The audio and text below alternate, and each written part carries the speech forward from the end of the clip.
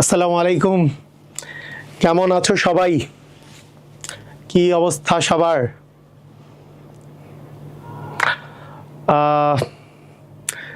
আমাদের আজকে এই কামব্যাক সিরিজের ফার্স্ট ক্লাস এবং আজকে আমরা যেই চ্যাপ্টারটা শুরু করছি তোমাদের কেমিস্ট্রি ফার্স্ট পেপারের অন্যতম ইম্পর্টেন্ট একটা চ্যাপ্টার।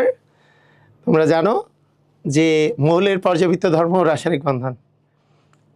বেশিরভাগ আমাদের স্টুডেন্টরা আমরা এই চ্যাপ্টারটা নিয়ে অনেক দুশ্চিন্তায় থাকি। ফার্স্ট পেপারে মনে হয় সবচেয়ে এই চ্যাপ্টারটাই আমাদের সবচেয়ে বড় দুশ্চিন্তার কারণ হয়ে থাকে। সেকেন্ড পেপারে অর্গানিক আর ফার্স্ট পেপারে এটা, তাই না? তো সেকেন্ড পেপারের অর্গানিকের তো আমি ফুল প্লেলিস্ট দিয়ে দিয়েছি। অর্গানিক 0 to Pro, এটা পড়লে একাডেমিক 100% কাভার হবে। এই রিলেটেড ক্রিয়েটিভ ক্লাস নাও শুরু করেছিলাম, সেটাও আপলোড করে দেওয়া হবে। এই রিলেটেড আমার বই ইতিমধ্যে পাবলিশ হয়ে গেছে, অর্গানিক 0 to Pro বুক, সবচেয়ে বেশি যেটা পপুলার বই অর্গানিক 0 to Pro বইটা। তো তার সাথে সাথে আমরা এই চ্যাপ্টারটাও শুরু করে দিচ্ছি, মৌলের পর্যাবৃত্ত ধর্ম। তো আমি আশা করি যে এই মৌলের পর্যাবৃত্ত ধর্ম আমার সাথে তোমরা যখন করা শেষ করবা, তোমাদের কেমিস্ট্রি সম্পর্কে ধারণাটা পাল্টায় যাবে। যে তোমার কাছে মনে হবে কেমিস্ট্রি সবচেয়ে ইজি সাবজেক্ট এইচএসসির মধ্যে, এবং তার সাথে কেমিস্ট্রিতেই তোমার সবচেয়ে বেশি কনফিডেন্স জন্ম নেবে। মানে এইটা আমরা চ্যালেঞ্জ গ্রহণ করতেছি যে ফিজিক্স আর ম্যাথের চেয়ে তোমার কেমিস্ট্রি ভালো লাগা শুরু করবে এই চ্যাপ্টার শেষ করার পরেই। এই চ্যাপ্টারটাই তো কঠিন মনে হয়, এরপরে তোমরা বললো যে অন্য চ্যাপ্টার কঠিন। এই চ্যাপ্টার শেষ করার পরে তোমাদের এইটা জিনিস মনে হবে। এবং আমি আরও একটা কথা বলি যে এই চ্যাপ্টারে যেই সিকোয়েন্সে বইয়ে দেয়া আছে সেই সিকোয়েন্সে তুমি যদি পড়ো তাহলে না অনেক টাইপের তোমার যেই বেসিকটা একটু দুর্বল থেকে যাবে। তাই আমি সিকোয়েন্সটা সঠিক করে পড়াবো। তো এই রিলেটেড আমাকে আরেকটা হয়তো বা বই পাবলিশ করতে হইতে পারে যে সঠিক সিকোয়েন্সে এই বইটা মানে কিভাবে করে মানে হইলে বেটার হয়। যদি অর্গানিক 0 to Pro যারা কিনেছো তোমরা সাজেশন দিবা যে হ্যাঁ আমরা বইটা আসলে পাবলিশ করবো কিনা। তো ঠিক আছে, আমরা তাহলে শুরু করে দিতে পারি আমাদের এই ক্লাসগুলো। তোমরা এখানে লাইভ দেখতেছো, এই ক্লাসগুলো আলোড়ন XYZ যে ইউটিউব চ্যানেল আছে আমার, আলোড়ন XYZ, এই ইউটিউব চ্যানেলে আপলোড করে দেওয়া হবে একবারে ধারাবাহিকভাবে।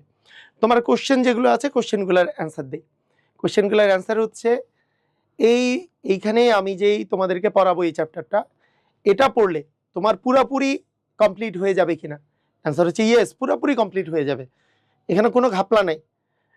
সেকেন্ড কোশ্চেন, অ্যাডমিশনের কতটুকু কমপ্লিট হবে। তোমার একাডেমিক থেকে অ্যাডভান্স পর্যন্ত যেহেতু সবই পড়াই দিব, আমরা বুয়েট স্পেশালি বুয়েট বা ইঞ্জিনিয়ারিংয়ের জন্য 10% মানে জিনিস আছে যেগুলো একাডেমিকের মোটেও প্রয়োজন নাই, সেই জিনিসগুলো আমরা অ্যাডমিশনের জন্য রেখে দিই। সেই জিনিসগুলো বাদ দিয়ে 90%, 80 থেকে 90% তোমার অ্যাডমিশনও এখানে কাভার হয়ে যাবে। তাই তুমি ধারাবাহিকভাবে ক্লাসগুলো করো, academic full cover, admission 80 to 90% cover, শেষ। আর আরেকটা জিনিস হচ্ছে যে অনেকেই বলে যে সাইকেলে কি বিশেষত্ব থাকে। সাইকেলের বিশেষত্ব তো তোমরা জানোই, প্রত্যেকটা কমেন্ট নিয়ে আলোচনা করা হয়, আমরা মানে ইন্টারেক্টিভ হয়। এখানে কোনো এই জিনিসটা যে আমি পড়াচ্ছি এখানে কোনো ঘাপলা নাই, মানে কোনো এখানে গ্যাপ থাকবে না। সাইকেলে প্রতি উইকলি এক্সাম হয়, তারপরে মেগা এক্সাম হয়, তারপরে আমাদের ওই আলাদা করে কম্প্যাক্ট ক্লাস দেওয়া হয়। তো এগুলো তো থাকেই, কিন্তু এইটাতে কোনো ঘাটতি থাকবে না যে এইটা চ্যাপ্টার পড়ে আবার তোমাকে অন্য কিছু করতে হবে না। এই প্লেলিস্ট পড়লেই পুরো ক্লিয়ার। তো ঠিক আছে, সবাই যদি রেডি হয়ে থাকো, রেডি কথাটা বলে দাও, আমরা শুরু করি। শুরু রেডি, আমরা শুরু করে দেই। রেডি। এখন দেখো, প্রথমে এই চ্যাপ্টারের আমি মেইন বিষয় কয়টা সেটা আমি দেখাচ্ছি যে মেইন বিষয় কয়টা। মেইন বিষয় এই চ্যাপ্টারের মেইন হচ্ছে প্রথমে পর্যায় সারণী আছে, প্রথমে পর্যায় সারণী নিয়ে কথা আছে, তারপরে ব্লক কেমিস্ট্রি আছে, ব্লক কেমিস্ট্রি SPDF বিশাল, এস নিয়ে বিস্তারিত, পি আর ডি নিয়ে সবচেয়ে বেশি, পি আর ডি নিয়ে, পি ব্লক আর ডি ব্লক নিয়ে সবচেয়ে বেশি, এ ব্লক নিয়ে কিছুটা, এ ব্লক কেমিস্ট্রি আছে, পর্যাবৃত্ত ধর্ম আছে, আর রাসায়নিক বন্ধন আছে। কিন্তু আমরা পড়ার ক্ষেত্রে প্রথমে আমরা পড়ব পর্যায় সারণী।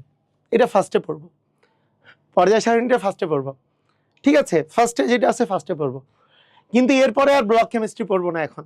কেন? এরপরে আমরা পড়ব রাসায়নিক বন্ধন। কেন? এটার পিছনে একটা মেজর কারণ হচ্ছে, আমরা রাসায়নিক বন্ধন যদি আগে না পড়ি, তো তুমি মনে করো আয়নিক বন্ধন সম্পর্কে জানো না, সমযোজী বন্ধন সম্পর্কে জানো না, সন্নিবেশ বন্ধন সম্পর্কে জানো না, পি ব্লকে যে অনেক টাইপের এরকম কোশ্চেন দেখবা, ইভেন এস ব্লকেও, যেগুলোতে এই বন্ধন রিলেটেড কোশ্চেন আছে, বন্ধন রিলেটেড কোশ্চেন, তাই বন্ধন আগে শিখতে হবে। ধাতব বন্ধন কোনটা, আয়নিক বন্ধন কোনটা, মনে করো ডি ব্লক মৌলের ধাতুগুলার গলনাঙ্ক স্ফুটনাঙ্ক, এটা ধাতব বন্ধন আছে, এখন ধাতব বন্ধন শিখোই নাই, তাহলে তো এটা পারাটা মানে, তাহলে তো আর তোমার আন্তরিকতা তৈরি হবে না সাবজেক্টের প্রতি। সিকোয়েন্স ঠিক করতে হবে। আমরা বন্ধন আগে পড়বো, ফাজানের মানে কি কি পড়বো এটা আমি বলে দিচ্ছি। তারপরে পড়বো পর্যাবৃত্ত ধর্ম। কেন? তুমি দেখবা ব্লক কেমিস্ট্রি পড়ার সময় এখানে আকার নিয়ে আলোচনা করা আছে, আয়নীকরণ শক্তি, ইলেকট্রন আসক্তি, তড়িৎনাটকতা ব্লক কেমিস্ট্রিতে আলোচনা করা আছে। তুমি যদি ব্লক কেমিস্ট্রি আগে পড়ো, তাহলে তড়িৎনাটকতা তো পড়োই নাই, সেটা সম্পর্কে তুমি বর্ণনা করতে পারবা না। তাই তোমাদের এইটা এরপরে পড়তে হবে, পর্যাবৃত্ত ধর্ম তারপরে পড়তে হবে, তারপরে ব্লক কেমিস্ট্রি পড়তে হবে। তার মানে সিকোয়েন্সটা হবে কি, এইটা 1 নাম্বার, এটা 2 নাম্বার, এটা 3 নাম্বার, এটা 4 নাম্বার। এখন সবগুলোতে কি কি আছে, যেমন পর্যায় সারণীতে কি কি আছে, পর্যায় সারণীর মধ্যে কি কি পার্ট আছে এটা দেখো। পর্যায় সারণীর মধ্যে পর্যায় সূত্র এবং হচ্ছে পর্যায় সারণী, মৌলের শ্রেণীবিন্যাস এবং গ্রুপ আর পর্যায় নির্ণয়, এই 3টা জিনিস আছে, ঠিক আছে? এই 3টা জিনিস আছে, এই 3টা জিনিস তোমরা তোমাদের পর্যায় সারণীর মধ্যে আছে। এইটা আজকেই আমরা পড়ে ফেলব। আগামীকালকে আবার ক্লাস আছে না, আগামীকালকে শুরু হয়ে যাবে তোমার রাসায়নিক বন্ধন, এবং এই রাসায়নিক বন্ধনে কিন্তু বড় পার্ট, রাসায়নিক বন্ধন বিশাল বড় পার্ট, এবং রাসায়নিক বন্ধনের আগামীকালকেই আমরা দেখবা এই যে রাসায়নিক বন্ধন কি জিনিস, দেখো রাসায়নিক বন্ধন কি জিনিস, আয়নিক বন্ধন কি জিনিস, আয়নিক যৌগের সমযোজী বৈশিষ্ট্য, এতটুকু আগামীকালকেই আমরা পড়ে ফেলবো। নেক্সট মানে ফাজানের নীতি, যেটাকে বলে ফাজানের নীতি, এটা কিন্তু আগামী ক্লাসেই পড়ে ফেলবো, ফাজানের নীতি, ঠিক আছে? এটা একজন বলছে আমার বই কিভাবে পাবা, রকমারিতে যে অর্গানিক 0 to Pro লিখে সার্চ দিলে পেয়ে যাবা, অর্গানিক 0 to Pro, অথবা গুগলে সার্চ দিলেও পাবা, অর্গানিক 0 to Pro বুক লিখে সার্চ দিলে রকমারি লিঙ্ক দিয়ে দিবে, ঠিক আছে? আগামীকালকেই আমরা ফাজানের নীতি পড়ে ফেলবো। তারপরে পরের দিন আমরা সমযোজী বন্ধন, সিগমা পাই বন্ধন, এগুলো সম্পর্কে পড়বো। সংকরায়ন এবং আকৃতি, এটা নিয়ে 1টা বা 2টা ক্লাস হতে পারে। তারপরে আমরা পড়বো বন্ধন কোণ, VS EPR theorem, VS EPR valence shell electron pair repulsion কি জিনিস, তার পোলারিটি, কোনটা পোলার কোনটা অপোলার, এটা মূলত সমযোজী যৌগের আয়নিক বৈশিষ্ট্যের সাথে রিলেশন করা হয়। তারপরে সন্নিবেশ বন্ধন, তারপরে একই যৌগের ভিন্ন ভিন্ন বন্ধন যে আছে সেগুলো নিয়ে বর্ণনা করব। তারপরে ভ্যান ডার ওয়ালস বন্ধন, তারপরে হাইড্রোজেন বন্ধন, এগুলো হবে। তো এগুলো হচ্ছে রাসায়নিক বন্ধনের পার্ট। রাসায়নিক বন্ধন যখন শেষ হয়ে যাবে, রাসায়নিক বন্ধন পার্টটা যখন শেষ হয়ে যাবে, এরপরে আমরা পড়ব পর্যাবৃত্ত ধর্ম। পর্যাবৃত্ত ধর্মে কি আছে আমরা জানি, গলনাঙ্ক স্ফুটনাঙ্ক আছে, পরমাণুর আকার নিয়ে বিস্তারিত পড়ব, ওখানে শিল্ডিং ইফেক্ট বলে ইফেক্ট আছে, তারপরে সমযোজী ব্যাসার্ধ, আয়নিক ব্যাসার্ধ, হ্যাঁ, তারপরে ভ্যান ডার ওয়ালস ব্যাসার্ধ, এগুলো আছে, এগুলো নিয়ে পড়তে হবে। তারপরে আছে আয়নীকরণ শক্তি, ইলেকট্রন আসক্তি, তড়িৎনাটকতা, হ্যাঁ, তারপরে ধাতব ধর্ম, অক্সাইডের বিস্তারিত জিনিস আছে, অক্সাইডগুলো থেকে প্রায়ই কোশ্চেন আসে। তাহলে এগুলো কিন্তু সবগুলো আমরা এই পর্যাবৃত্ত ধর্মের মধ্যে পড়বো। এরপরে দেখো, এরপরে তোমার এসপিডিএফ আমরা বিস্তারিত পড়ব। মানে তোমাকে আমরা কিন্তু ইতিমধ্যেই মনে করো এই জায়গায় সংকরায়ন শিখে গেছি, এই জায়গায় আমরা সংকরায়ন শিখে গেছি। সংকরায়ন শিখার পরে এখানে নর্মাল যোগের সংকরায়ন আকৃতি বের করা শিখে গেছি, এবং পরে এইখানে এসে ডি ব্লক বা জটিল যোগের সংকরায়ন আরো ভালো করে আমরা শিখব। তাহলে এইভাবে করে যখন আমরা সিকোয়েন্স অনুসারে শিখব, দেখবা যে চ্যাপ্টারটা তোমার কাছে ছোট হয়ে গেছে। আরেকটা জিনিস বলি যে এই চ্যাপ্টারটা যদি তুমি আমার মতো গুছায় পড়ো তাহলে চ্যাপ্টারটা অনেক বেশি ইজি। কিন্তু যারা গুছায় পড়ে নাই, তোমরা বড় ভাইদেরকে জিজ্ঞেস করবা, অনেকের কাছে এই চ্যাপ্টারটা সবচেয়ে কঠিন চ্যাপ্টার, অর্গানিকের পরে সবচেয়ে কঠিন চ্যাপ্টার এটা, তাই আমার সাথে গুছায় পড়তে হবে। তো এটা হচ্ছে বিষয়। আমরা যে প্রথম পার্ট যে শুরু করব, পর্যায় সারণী দিয়ে আমরা শুরু করব। ওকে, তো পর্যায় সারণীর মধ্যে আমরা প্রথমে যে জিনিসটা দেখব যে পর্যায় সারণীর যে পটভূমিটা। তোমরা কি জানো যে মেন্ডেলিভ কিসের ভিত্তিতে পর্যায় সারণী তৈরি করেছিলেন? তোমাকে বলো, মেন্ডেলিভ কিসের ভিত্তিতে পর্যায় সারণী তৈরি করেছিলেন? মেন্ডেলিভ যেইটার ভিত্তিতে পর্যায় সারণী তৈরি করেছিলেন সেটা হচ্ছে পারমাণবিক ভরের ভিত্তিতে। পারমাণবিক ভরের ভিত্তিতে, তাই না? ভরের ভিত্তিতে কয়টি মৌল নিয়ে তিনি পর্যায় সারণী তৈরি করেছিলেন? অ্যান্সার হচ্ছে 63টি মৌল নিয়ে। 63টি মৌলকে কয়টি গ্রুপ আর কয়টি পর্যায়ের মধ্যে ভাগ করেছিলেন? তিনি হচ্ছে 12টি পর্যায়, 12টা পর্যায় ও কয়টি গ্রুপ? 8টি গ্রুপ।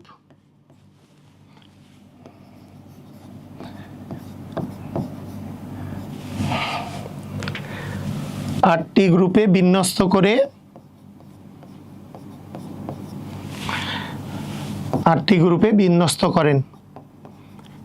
তাহলে এই পর্যায় সারণীটা যে তৈরি করেছেন, তো সেখানে এই জিনিসটা মেন্ডেলিভ অ্যাটমিক যে ম্যাস আছে, অ্যাটমিক ম্যাস বা পারমাণবিক ভর, এটার উপরে ভিত্তি করে। তাহলে কয়েকটা ইনফরমেশন আমরা মাথায় রাখবো।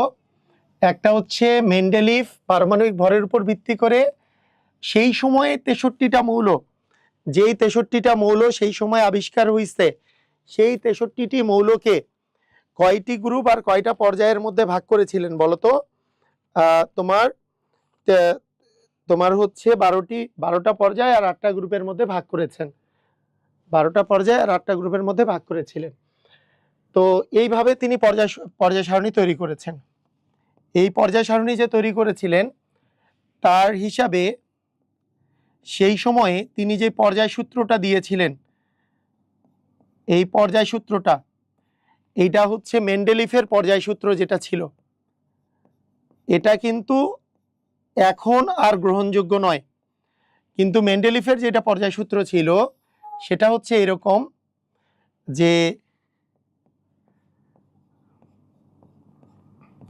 মৌলসমূহের ভৌত ও রাসায়নিক ধর্মাবলী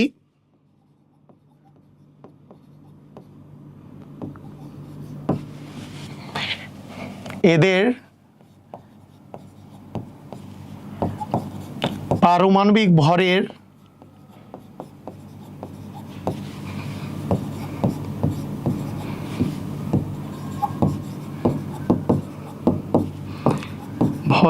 বৃদ্ধির ক্রমানুসারে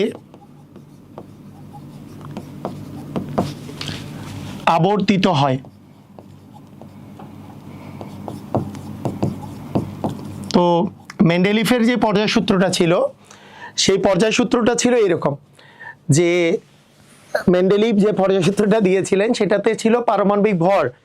পারমাণবিক ভরের অনুসারে যদি মৌলগুলাকে সাজানো যায় তাহলে এদের যে ভৌত আর রাসায়নিক ধর্মাবলী পর্যায়ক্রমিকভাবে আবর্তিত হয়, মানে এটার একটা সিকোয়েন্স থাকে। এই সিকোয়েন্সটা আমাদের পারমাণবিক ভরের উপরে বেস করে যদি সাজানো যায় তাহলে এই সিকোয়েন্সটা তৈরি হয়। তিনি এই যে পর্যায় সূত্রটা, এই যে পর্যায় সারণীটা যে তৈরি করেছিলেন সেটা হচ্ছে 1869 সালে। 1869 সালে তিনি এই পর্যায় সারণী তৈরি করেছিলেন। পরবর্তীতে আমাদের আধুনিক হিসাব অনুসারে এখন আধুনিক হিসাব অনুসারে এইটা কি আর এখন আছে নাকি আধুনিক পর্যায় সূত্র চলে আসছে বলতো? এখন এইটা আধুনিক পর্যায় সূত্র চলে আসছে। আধুনিক পর্যায় সূত্র চলে আসছে। আধুনিক পর্যায় সূত্র অনুসারে কি বলতো? মৌলসমূহের ভৌত আর রাসায়নিক ধর্মাবলী কি পারমাণবিক ভরের পর্যায়ক্রমে আবর্তিত হয় নাকি পারমাণবিক সংখ্যা? অ্যান্সার হচ্ছে এখন পারমাণবিক ভরের জায়গায় কি চলে আসছে বলতো? পারমাণবিক সংখ্যা। এবং পারমাণবিক সংখ্যা মানে ইলেকট্রন সংখ্যা। আমরা জানি পারমাণবিক সংখ্যা মানে প্রোটন সংখ্যা। পারমাণবিক সংখ্যা মানে হচ্ছে প্রোটন সংখ্যা। একটা পরমাণুর মধ্যে যতগুলো প্রোটন থাকে ততগুলো ইলেকট্রন থাকে। তো দেখা যায় কি আমরা এই পারমাণবিক সংখ্যার ক্রমানুসারে আবর্তিত হয়, এটাই হচ্ছে আমাদের পর্যায় সূত্র। দেখো আধুনিক পর্যায় সূত্র হচ্ছে কি মৌলসমূহের ভৌত আর রাসায়নিক ধর্মাবলী এদের পারমাণবিক ভরের জায়গায় পারমাণবিক সংখ্যার বৃদ্ধির ক্রমানুসারে আবর্তিত হয়। তো এইটা হচ্ছে আমাদের আধুনিক পর্যায় সূত্র। মানে এখানে পারমাণবিক ভরের জায়গায় পারমাণবিক সংখ্যা আছে। এখানে একটা জিনিস আমাদের ইম্পর্টেন্ট, যে আমরা যে আধুনিক যে পর্যায় সারণীটা দেখি সেটা বোর 60টি পর্যায়, এই যে দেখো 60টা পর্যায় এবং 18টা গ্রুপের মধ্যে বিন্যস্ত করে বোর এই মানে আধুনিক পর্যায় সারণীটা দিয়েছেন। তো এই আধুনিক পর্যায় সারণী তৈরি করার ক্ষেত্রে অনেক বড় অবদান হচ্ছে বোরের অবদান অনেক বেশি, বুঝতে পারছো? তো এই যে আধুনিক যে পর্যায় সারণীটা আছে এইটা সম্পর্কে তোমাকে ডিটেলস জানতে হবে। আধুনিক পর্যায় সারণীটা কি রকম, এখানে গ্রুপ কয়টা, পর্যায় কয়টা, এগুলো তোমাকে জানতে হবে। তোমরা কি পর্যায় সারণীটা দেখেছো না? কিসের এটা কথা আবার হইলো, ক্লাস 9-10 থেকেই দেখে আসতেছে। এটা দেখেছো কি দেখো নাই এটা বলাটা অবান্তর। সবাই আমরা জানি আধুনিক পর্যায় সারণী। আধুনিক পর্যায় সারণীতে আমাদের পর্যায় কয়টা আছে? পর্যায় আছে 60টা। 1 2 3 4 5 6 7টা। আর গ্রুপ আছে কয়টা? 18টা। তো এগুলো নিয়ে আমরা একটু পড়ালেখা করি। আসো এগুলো নিয়ে আমরা একটু পড়ালেখা করি। তাহলে আধুনিক পর্যায় সারণীর কি কি বৈশিষ্ট্য আছে আমরা একটু বলি, খুবই ইম্পর্টেন্ট। সবাই লেখো আধুনিক পর্যায় সারণী। দেখো আধুনিক পর্যায় সারণী, প্রথম কথা বলতো আধুনিক পর্যায় সারণীতে গ্রুপ কয়টা, পর্যায় কয়টা? তোমরা সবাই জানো যে এইখানে গ্রুপ আছে কয়টা? গ্রুপ আছে 18টা। এখানে পর্যায় কয়টা বলো? এখানে পর্যায় কয়টা? এখানে পর্যায় 60টা। গ্রুপ আছে 18টি, পর্যায় আছে 60টি, তাই না? গ্রুপ আছে 18টা আর পর্যায় আছে 60টা। এখন এই যে পর্যায় কোন গ্রুপে আমাদের মোট মৌল কয়টাকে আধুনিক পর্যায় সারণীতে মোট হিসাব করে করা হয়েছে? কয়টা মোট মৌল কয়টা? এখানে আমাদের মোট মৌল আছে কয়টা? মোট মৌল হচ্ছে 118টা। 118টি হচ্ছে মোট মৌল। তো এখন দেখো তোমাদের প্রথমত আমরা একটা জিনিস আগে দেখব যে এই যে পর্যায়ে যে 7টা আছে, এই পর্যায়ে যে 7টার মধ্যে কোন পর্যায়ে কয়টা মৌল আছে? দেখো 1 নম্বর কথা হচ্ছে প্রথম পর্যায়ে কয়টা মৌল আছে, প্রথম পর্যায়ে কয়টা মৌল, দ্বিতীয় পর্যায়ে কয়টা মৌল আছে, 3 নম্বর পর্যায়ে কয়টা মৌল আছে, বলো এগুলো কি পারবা, এগুলো কি কেউ জানো যে এই পর্যায়গুলোতে প্রত্যেকটা পর্যায়ে কয়টা করে মৌল আছে, এগুলো কি তোমরা জানো?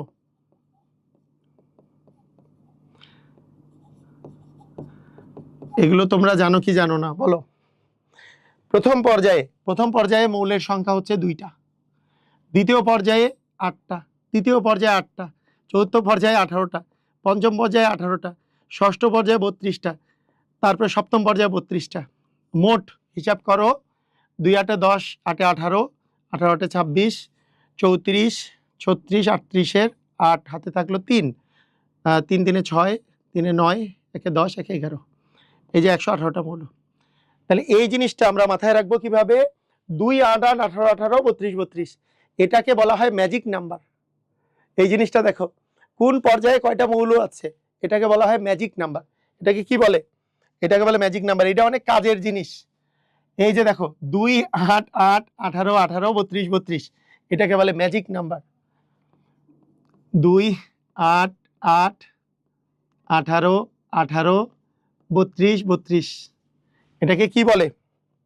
এটাকে বলে ম্যাজিক নাম্বার। কেন ম্যাজিক নাম্বার বলে এখনই বুঝতে পারবা। দেখো খুবই চমৎকার একটা জিনিস আছে, 2 8 18 18 32 32, বুঝছো? তাহলে প্রথম পর্যায়ে আছে 2টা, দ্বিতীয় পর্যায়ে আছে 8টা, তৃতীয় পর্যায়ে আছে 8টা, চতুর্থতে 18টা, পঞ্চমে 18টা, ষষ্ঠতে 32, সপ্তমে 32, 2 8 8 18 18 32 32, পারবা? এটাকে ম্যাজিক নাম্বার বলে, যে 2 8 8 18 18 32 32, এটাকে ম্যাজিক নাম্বার বলে। ঠিক আছে, এইবার দেখো গ্রুপের কাহিনী।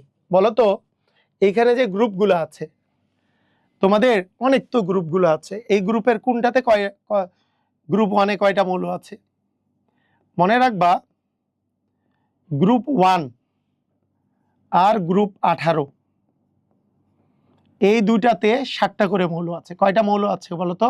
7টা করে, মানে 7টা করে মৌল আছে। তার মানে আমরা বলতে পারি 7 গুণন হচ্ছে 2, 7টা করে মৌল আছে। 7 গুণন 2 মানে কয়টা হয়? 14টা। 7 গুণন 2 মানে 14টা। গ্রুপ 1-এও 7টা আছে, গ্রুপ 18-তেও 7টা আছে। গ্রুপ 1-এ কি ছিল? যে হাইড্রোজেন, হাইলিনাকে রুবি সাজাবে ফ্রান্সে, hydrogen, lithium, sodium, potassium, rubidium, caesium, francium, 7টা। গ্রুপ 18, এই গ্রুপ 18 কি? Helium, neon, argon, krypton, xenon, radon, oganesson, তাই না? এই যে দেখো, এই যে 1টা 2টা 3টা 4টা 5টা 6টা 7টা, এখানেও দেখো 1টা 2টা 3টা 4টা 5টা 6টা 7টা, 7 সাথে 18টা, 7 সাথে 14টা আছে। ঠিক আছে, এখন দেখো গ্রুপ 2, দেখো গ্রুপ 2 এবং গ্রুপ 2 প্লাস, গ্রুপ দেখো 13 থেকে 17, 13 থেকে 17, এখানে মৌল কয়টা আছে দেখো। এগুলোতে সবগুলাতে মৌল আছে 6টা করে। কিরকম দেখো, গ্রুপ 2-তে beryllium, magnesium, calcium, strontium, barium, radium, এটাতে 6টা। গ্রুপ 13 থেকে 17 পর্যন্ত 6টা করে আছে। দেখো এই যে চেক করে দেখলেই বুঝতে পারবা, এই চেক করে দেখলেই বুঝতে পারবা। এই যে দেখো 1 2 3 4 5 6, আবার এগুলোতে কয়টা করে আছে? এই যে 1টা 2টা 3টা 4টা 5টা 6টা, এই যে 13, এখানেও 1 2 3 4 5 6। দেখো এইখান থেকে এই পর্যন্ত কিন্তু 6টা করে আছে। এই যে এইটুক কিন্তু 6টা করে আছে। 18-এ 7টা ছিল, এগুলোতে 6টা করে আছে। 13 থেকে 17 পর্যন্ত 6টা আছে। আবার গ্রুপ 2 এর মধ্যে 6টা আছে। ঠিক আছে, বুঝছো? ক্লিয়ার? বুঝেছো কি? এই যে 1 2 3 4 5টা গ্রুপে 6টা, আর এখানে একটা গ্রুপে 6টা আছে। তার মানে আমাদের এখানে আছে 6 গুণন 6 মানে 36টা মৌল। 6টা করে আছে গ্রুপ 2 এবং হচ্ছে গ্রুপ 13 থেকে 17 পর্যন্ত। বুঝছো? আচ্ছা, এইবার একটা গ্রুপের কথা বলি। এবার একটা গ্রুপ যদি বলি, গ্রুপ 4 থেকে গ্রুপ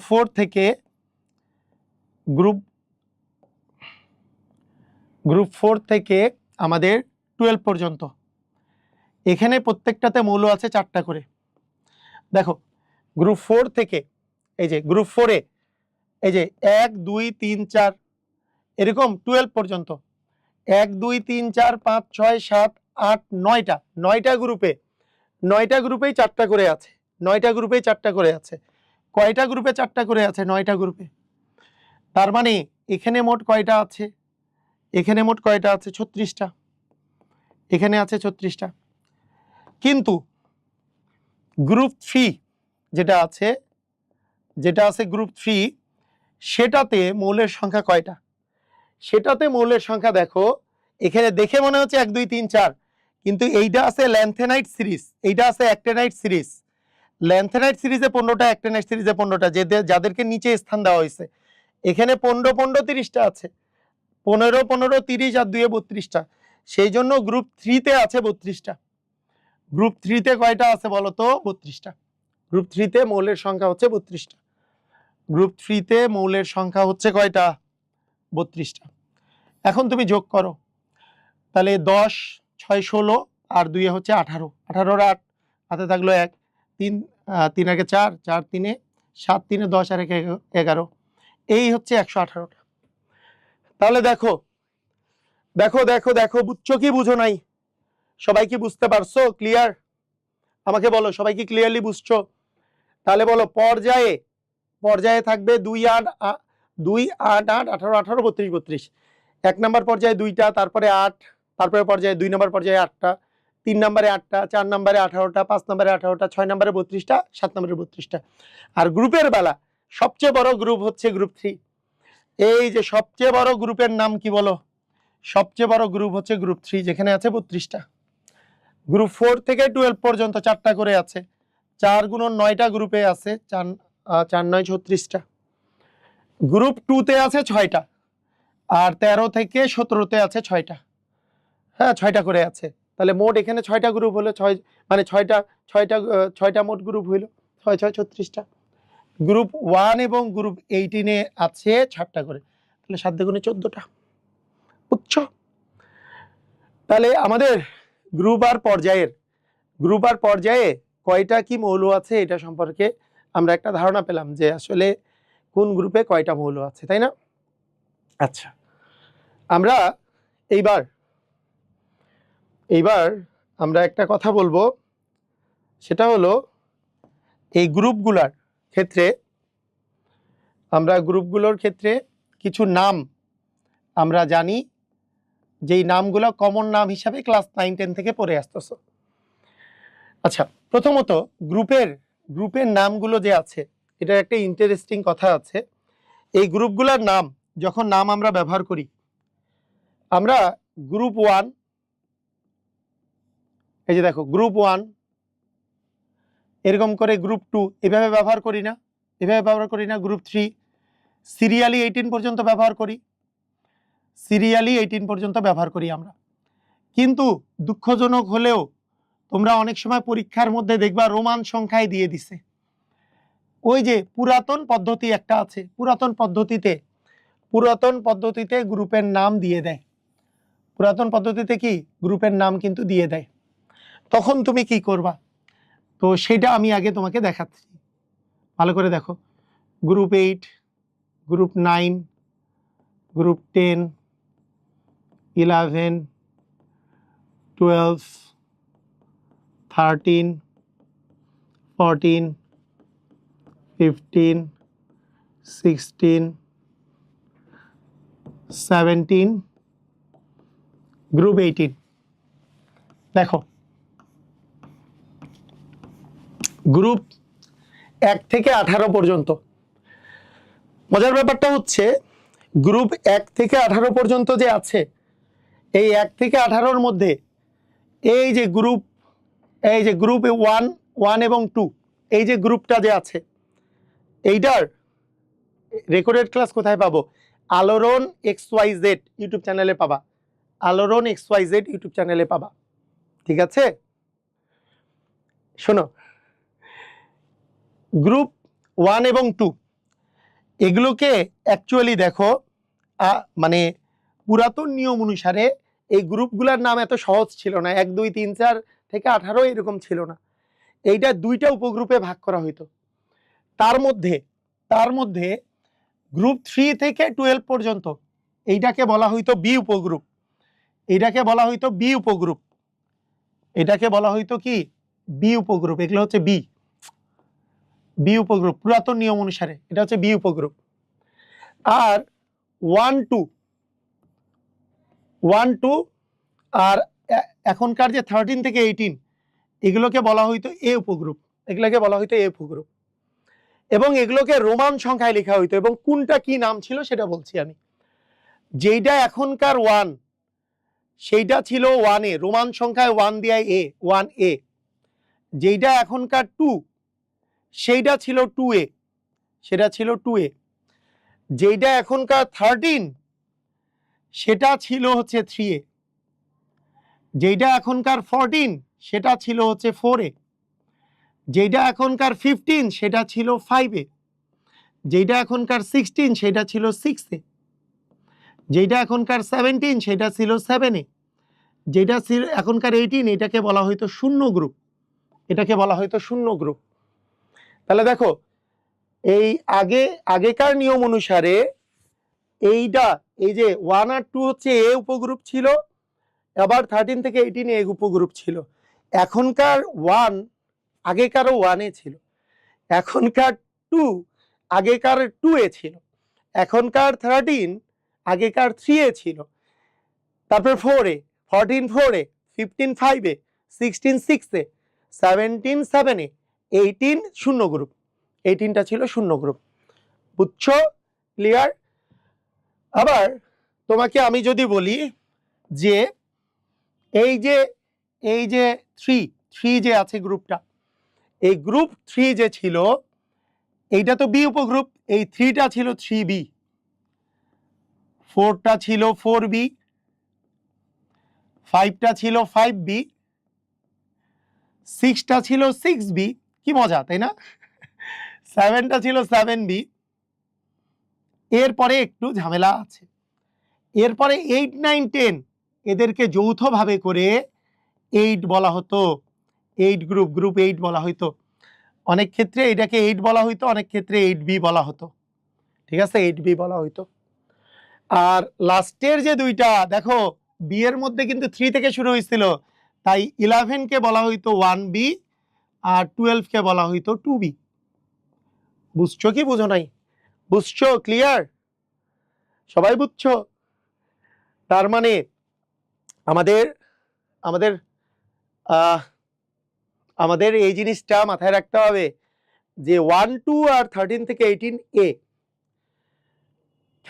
আর হচ্ছে 3 থেকে 12 পর্যন্ত বি, 1 2 1A 2A, আর 13 হচ্ছে 3A, 14 4A, 15 5A, 16 6A, 17 7A, 18 শূন্য গ্রুপ। বি এর বেলা 3 থেকে শুরু, 3টা 3B, 4টা 4B, 5টা 5B, 6টা 6B, 7টা 7B। এরপরে 8 9 10 এটাকে ছিল 8B বা 8, আর 11টা ছিল 1B আর 12টা ছিল 2B। কথা কি বুঝেছো? ক্লিয়ার? বুঝছো? পারবা? আচ্ছা,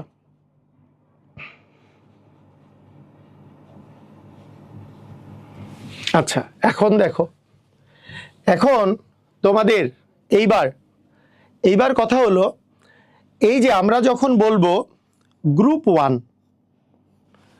বা আমরা যদি বলি 1A গ্রুপ, কি বলবো? 1A, রোমান সংখ্যায় 1A গ্রুপ, এটাকে আমরা বলি ক্ষার ধাতু, অ্যালকাইলি মেটাল।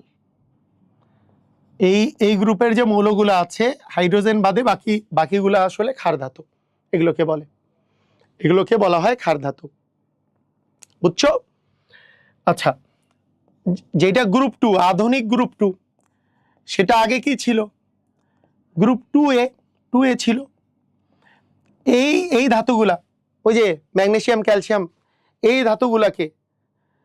ধাতুগুলাকে মাটিতে পাওয়া যায় এবং এরা ক্ষার ধাতু, সেই জন্য এগুলোকে বলা হয় মৃৎ ক্ষার ধাতু। এগুলোতে মাটিতে পাওয়া যায় এবং এরা ক্ষার ধাতু, সেই জন্য এগুলাকে কি বলা হয়?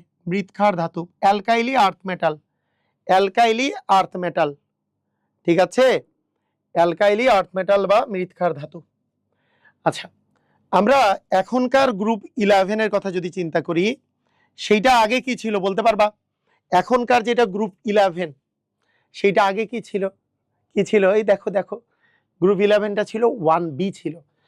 11 বা 1B, গ্রুপ 1B, এই কথাটা যদি বলা হয়, কপার সিলভার গোল্ড এইখানে আছে 11 অথবা 1B, এদেরকে বলা হয় হচ্ছে মুদ্রা ধাতু, কয়েন মেটাল বা মুদ্রা ধাতু, তাই না? এগুলোকে বলা হয় হচ্ছে মুদ্রা ধাতু।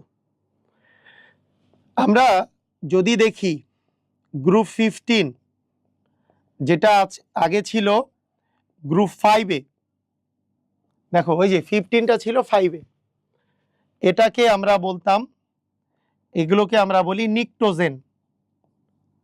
নিকটোজেন মানে শ্বাসরোধকারী। নিকটোজেন মানে কি বলতো?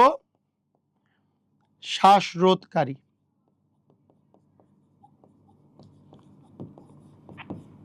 নিকটোজেন মানে শ্বাসরোধকারী।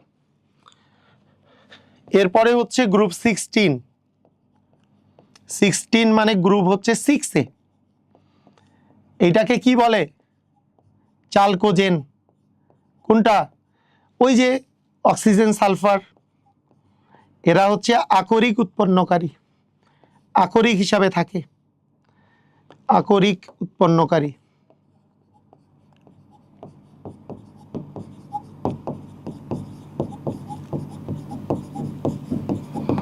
আকরিক উৎপন্নকারী। তারপরে গ্রুপ যেটা 17 এখন, আগে কি ছিল 7-এ, এটাকে কি বলবো আমরা? হ্যালোজেন। হ্যালোজেন, হ্যালোজেনকে আমরা বলি সামুদ্রিক লবণ, সামুদ্রিক লবণ উৎপন্নকারী বা লবণ উৎপন্নকারী, লবণ উৎপাদনকারী, তাই না? গ্রুপ 18, গ্রুপ 18টা আগে বলা হইতো শূন্য গ্রুপ। শূন্য গ্রুপ, শূন্য গ্রুপ যে আছে, এই শূন্য গ্রুপকে আমরা কি বলি? এটা তো নিষ্ক্রিয় গ্যাস, তাই না? নিষ্ক্রিয় গ্যাসকে আমরা কি বলি? অভিজাত, অভিজাত গ্যাস বা নোবেল গ্যাস। নোবেল গ্যাস, এটা ইংলিশে আমরা বলতেছি কি? নোবেল, আর বাংলায় বলতেছি আমরা অভিজাত গ্যাস, তাই না?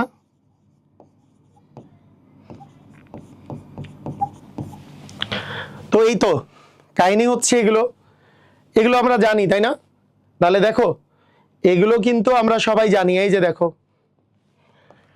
এই যে এইটা হচ্ছে ক্ষার ধাতু, অ্যালকাইলি মেটাল। 2 নাম্বার কি? অ্যালকাইলি আর্থ মেটাল মানে মৃৎক্ষার ধাতু। এইটা কি? এইটা কি? নিকটোজেন।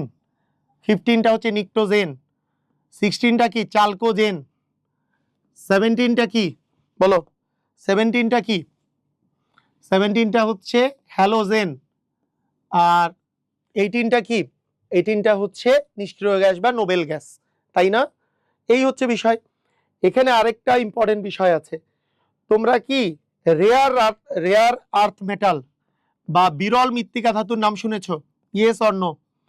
এখন এই যে বিভিন্ন টাইপের যে যুদ্ধ চলতেছে, এই বিরল মৃত্তিকা ধাতুর অনুসন্ধান করতেছে, দেখবা যে বিভিন্ন জায়গায় এই ট্রাম্প হামলা করতেছে না, বা মানে আমেরিকা বিভিন্ন জায়গায় চীনের উপর স্যাংশন দিছে। তারপরে চীন বলছে যে রেয়ার আর্থ মেটাল আর এরা এক্সপোর্ট করবে না, তখন আমেরিকা ঝামেলায় পড়ে গেছে। তাহলে খেয়াল করো, একটা খুব ইম্পর্টেন্ট জিনিস হচ্ছে রেয়ার আর্থ মেটাল। এটা দিয়ে বিভিন্ন টাইপের সেমিকন্ডাক্টর সহ বিভিন্ন জিনিস তৈরি করা হয়, রেয়ার আর্থ মেটাল। এইটা কোনটা বলতে পারবা? রেয়ার আর্থ মেটাল বা বিরল মৃত্তিকা ধাতু, এরা কারা বলতে পারবা? এরা হচ্ছে গ্রুপ 3 এর মৌলগুলা। এই গ্রুপ 3 এ কে কে ছিল? গ্রুপ 3 এর 17টা মৌল। উপরের 17টা মৌল, উপরের 17টি মৌল হচ্ছে রেয়ার আর্থ মেটাল। সেটা কি? সেটা দেখো, সেই জিনিসটা হচ্ছে স্ক্যান্ডিয়াম, ইট্রিয়াম এবং ল্যান্থেনাইট সিরিজ। দেখো আমাদের এই যে পর্যায় সারণীতে দেখো, এই যে স্ক্যান্ডিয়াম আছে, ইট্রিয়াম আছে, এই জায়গাতে ল্যান্থেনাইট সিরিজ আছে। ল্যান্থেনাইট সিরিজ 57 থেকে 71, এইটাকে আমরা বলি ল্যান্থেনাইট সিরিজ। এই 57 থেকে 71 যে আছে, এখানে আছে 15টা আর এখানে আছে 2টা, এই 17টা মৌলকে বলা হয় রেয়ার আর্থ মেটাল। তার মানে স্ক্যান্ডিয়াম, ইট্রিয়াম, দেখো স্ক্যান্ডিয়াম প্লাস ইট্রিয়াম প্লাস হচ্ছে ল্যান্থেনাইট সিরিজ। কথা কি বুঝেছো? ল্যান্থেনাইট সিরিজে কয়টা? ল্যান্থেনাইট সিরিজে 15টা এবং স্ক্যান্ডিয়াম এবং ইট্রিয়াম, এটাকে বলা হয় হচ্ছে বিরল মৃত্তিকা ধাতু। বুঝতে পেরেছ? এগুলোকে বলা হয় বিরল মৃত্তিকা ধাতু, রেয়ার আর্থ মেটাল। ওকে, তা এখন আমরা মোটামুটি পর্যায় সারণী সম্পর্কে ধারণা লাভ করলাম। এই পর্যায় সারণীর এই পাশের মৌলগুলা, এই যে এই পাশটার মৌলগুলা মূলত হচ্ছে অধাতু। এই পাশের মৌলগুলা, এই পাশে তোমার ধাতু বেশি। তো আসো আমরা পর্যায় সারণীতে মৌলগুলা যে আছে, ইলেকট্রন বিন্যাসের ভিত্তিতে পর্যায় সারণীকে আমরা ভাগ করি। আমরা প্রধানত 4টা ভাগে ভাগ করি। 1 নম্বর ভাগের নাম হচ্ছে এস ব্লক মৌল। এই মৌলগুলাকে যে ভাগ করতেছি, প্রথম ভাগটার নাম কি বলতো? S block. দ্বিতীয় ভাগটার নাম কি? P block. তৃতীয় ভাগটার নাম কি? ডি ব্লক, তাই না? চতুর্থ ভাগটার নাম কি? F block. পর্যায়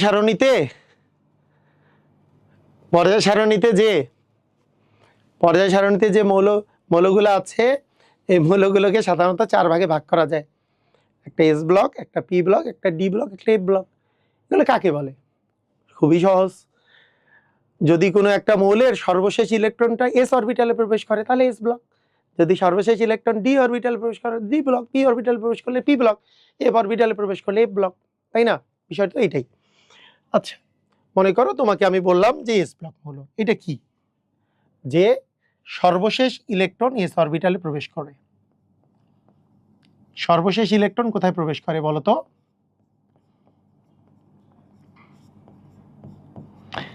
এস অরবিটালে প্রবেশ করে।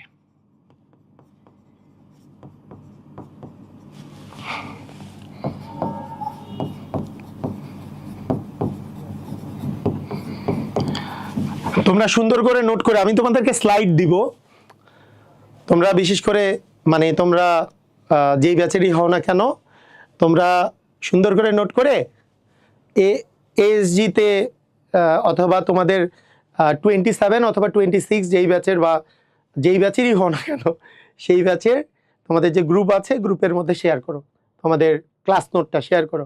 আমি তোমাদেরকে যদিও স্লাইড দিব, তারপর সুন্দর করে নোট করলে নিজের কাছে নোটটা থাকলে নিজের বুঝতে সুবিধা হয়। কারণ এটা গুছিয়ে পড়াবো একবারে, যেইটা পড়াবো তুমি সুন্দর মতো করে যদি গুছিয়ে নোট করে রাখো, আর তোমাকে এক্সট্রা পড়তে হবে না, এর বাইরে কিছুই পড়তে হবে না। আমি তোমাকে সৃজনশীল এমসিকিউ সব প্র্যাকটিস করাই দিব, কোনো সমস্যা নেই, বুঝছো? এর বাইরে কিছু পড়তে হবে না। সর্বশেষ ইলেকট্রন এস অরবিটালে প্রবেশ করলে তাকে এস ব্লক মৌল বলে, এস ব্লক মৌল বলে।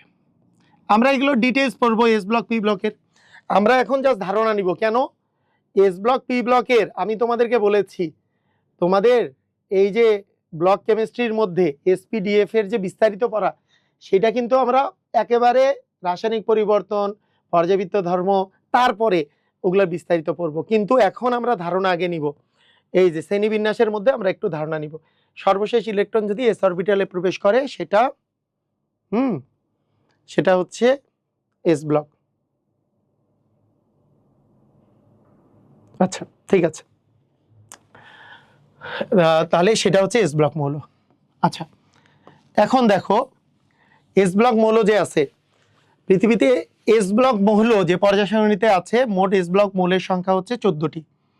এস ব্লক মৌল কতটি বলো? এস ব্লক মৌলের সংখ্যা হচ্ছে 14টা, মৌল হচ্ছে 14টা। সেই 14টা কোথায় কোথায় আছে? মৌল হচ্ছে 14টি। কোথায় কোথায় আছে বলো তো? এই 14টা আছে গ্রুপ 1-এ। এই গ্রুপ 1-এর মধ্যে কয়টা আছে? গ্রুপ 2 এর মধ্যে কয়টা আছে? এবং গ্রুপ 18-এও আছে। তাহলে মনে রাখবা গ্রুপ 1-এর মধ্যে পুরা 60টা যে মৌল আছে, হ্যাঁ, hydrogen, lithium, sodium, potassium, rubidium, caesium, francium সব হচ্ছে এস ব্লক মৌল। গ্রুপ 2 এর মধ্যে 6টা আছে, আর গ্রুপ 18-এর মধ্যে একটা শুধুমাত্র হিলিয়াম। হিলিয়াম হচ্ছে এস ব্লক মৌল। তাহলে মোটের উপরে আমাদের 14টা এস ব্লক মৌল আছে। কয়টা মৌল আছে? 14টা। বুঝছো? তাহলে গ্রুপ 1-এ 7টা। দেখো, খেয়াল করে দেখো, গ্রুপ 1-এ আছে এই যে 1 2 3 4 5 6 7টা। গ্রুপ 2-এ আছে 1 2 3 4 5 6টা। আর এই যে গ্রুপে এই যে হিলিয়াম যে আছে, হিলিয়াম, তাহলে 7 আর 6 13 আর 1 14। এই মোট 14টা হচ্ছে এস ব্লক মৌল। 14টা হচ্ছে এস ব্লক মৌল। বুঝছো? ক্লিয়ার? পারবা? এস ব্লক মৌলের সংখ্যা হচ্ছে 14টা। এরপরে তোমাকে আমি যদি বলি সর্বশেষ ইলেকট্রন যদি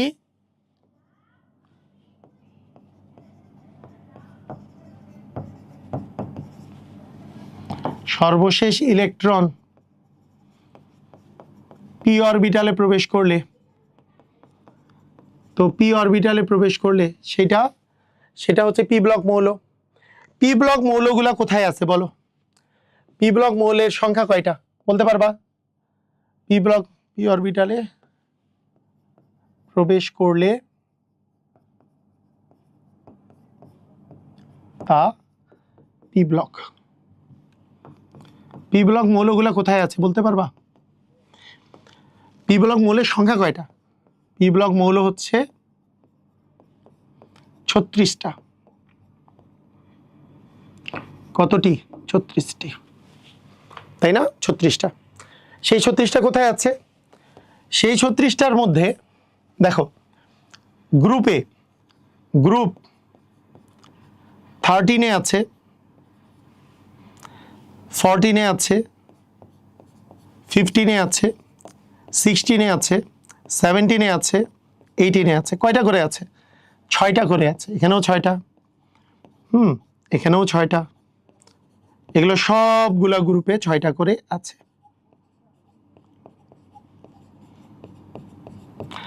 এখানে 6টা, এখানে 6টা, এখানে 6টা, এখানে 6টা, এখানেও 6টা আছে হিলিয়াম বাদে।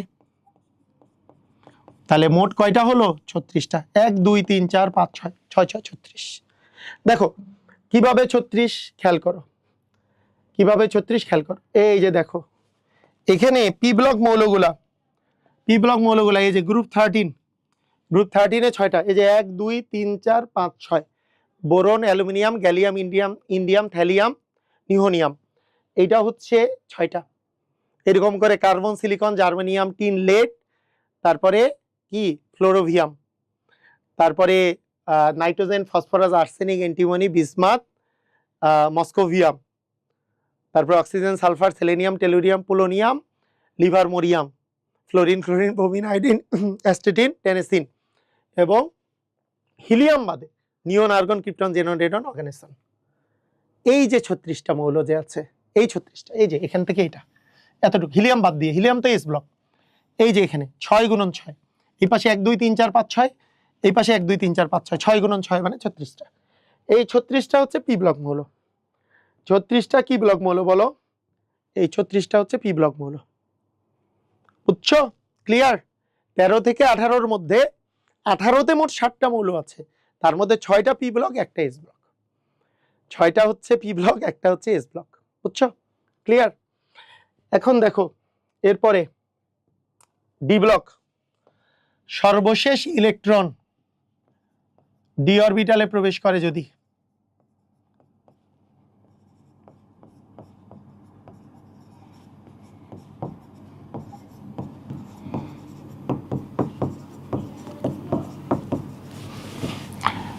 ডি অরবিটালে প্রবেশ করলে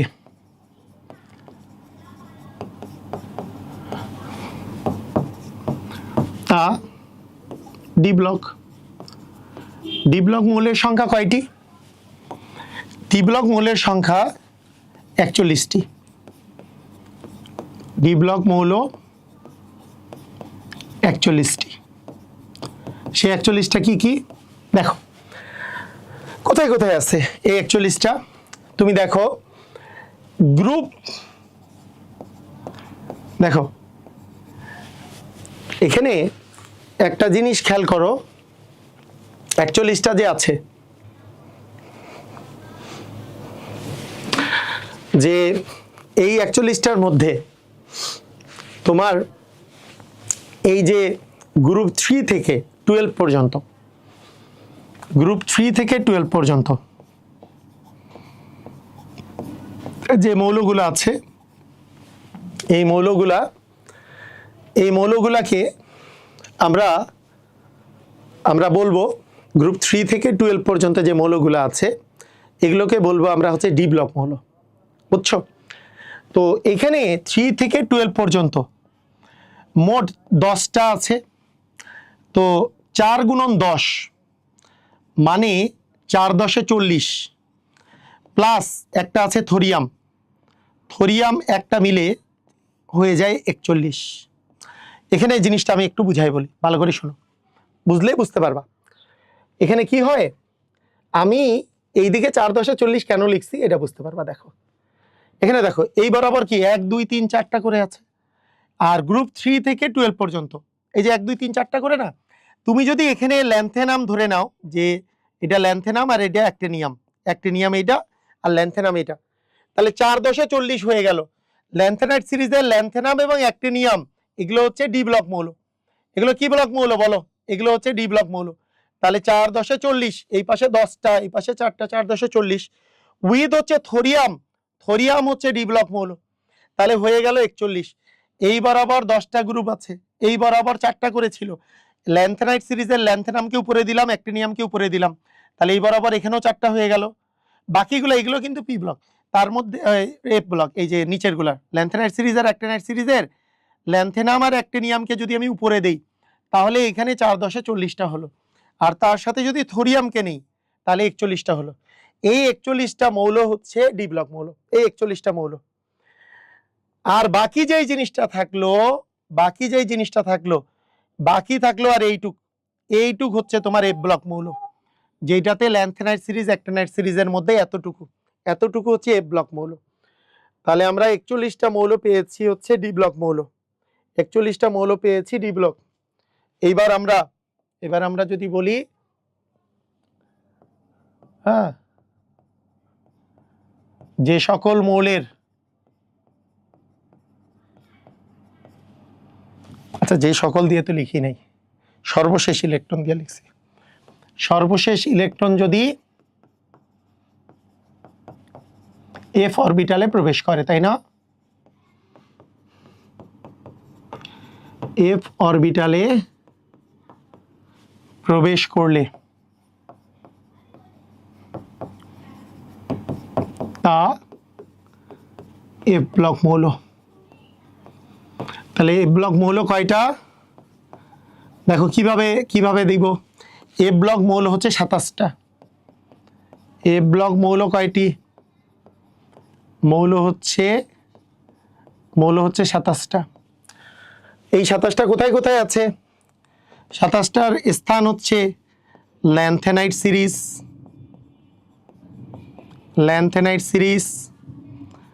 আর অ্যাক্টিনাইট সিরিজ।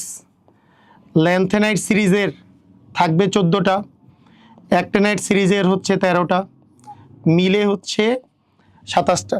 ল্যান্থেনাইট সিরিজে মোট মৌল আছে 15টা, তার মধ্যে ল্যান্থেনাম বাদে বাকি 14টা হচ্ছে ব্লক।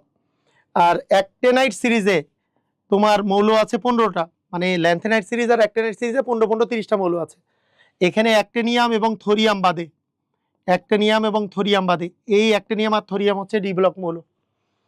তাহলে আমরা মাথায় রাখবো, নরমালি ল্যান্থেনাইট সিরিজে মৌল আছে কয়টা? ল্যান্থেনাইট সিরিজে নরমালি মৌল থাকে হচ্ছে 15টা। অ্যাক্টিনাইট সিরিজে মৌল থাকে কয়টা? অ্যাক্টিনাইট সিরিজে মৌল থাকে 15টা। এই 15টার মধ্যে 3টা বাদ গেছে, ল্যান্থেনাইট সিরিজের ল্যান্থেনাম বাদ গেছে, অ্যাক্টেনাইট সিরিজের অ্যাক্টেনিয়াম এবং থোরিয়াম বাদ গেছে, মোট আছে 27টা। এই যে দেখো, এই যে খেয়াল করো, এখানে ল্যান্থেনাইট সিরিজের ল্যান্থেনাম বাদ গেছে, অ্যাক্টেনাইট সিরিজের অ্যাক্টেনিয়াম আর থোরিয়াম বাদ গেছে। এই পুরাটাই কিন্তু ল্যান্থেনাইট সিরিজ, 15টা মিলে 30টা। এর মধ্যে এই 3টা বাদ গেছে, এই 3টা হচ্ছে ডি ব্লকে, এই 3টা ডি ব্লকে চলে গেছে। তাহলে ল্যান্থেনাম এখানে, অ্যাক্টেনিয়াম এখানে, এটা হচ্ছে 40টার একটা মিলে 41টা, আর এটা হচ্ছে 27টা। বুঝছো? ক্লিয়ার? সবাই পারবা? সবাই পারবা কি পারবা না আমাকে একটু বলো, সবাই ক্লিয়ার কি ক্লিয়ার না?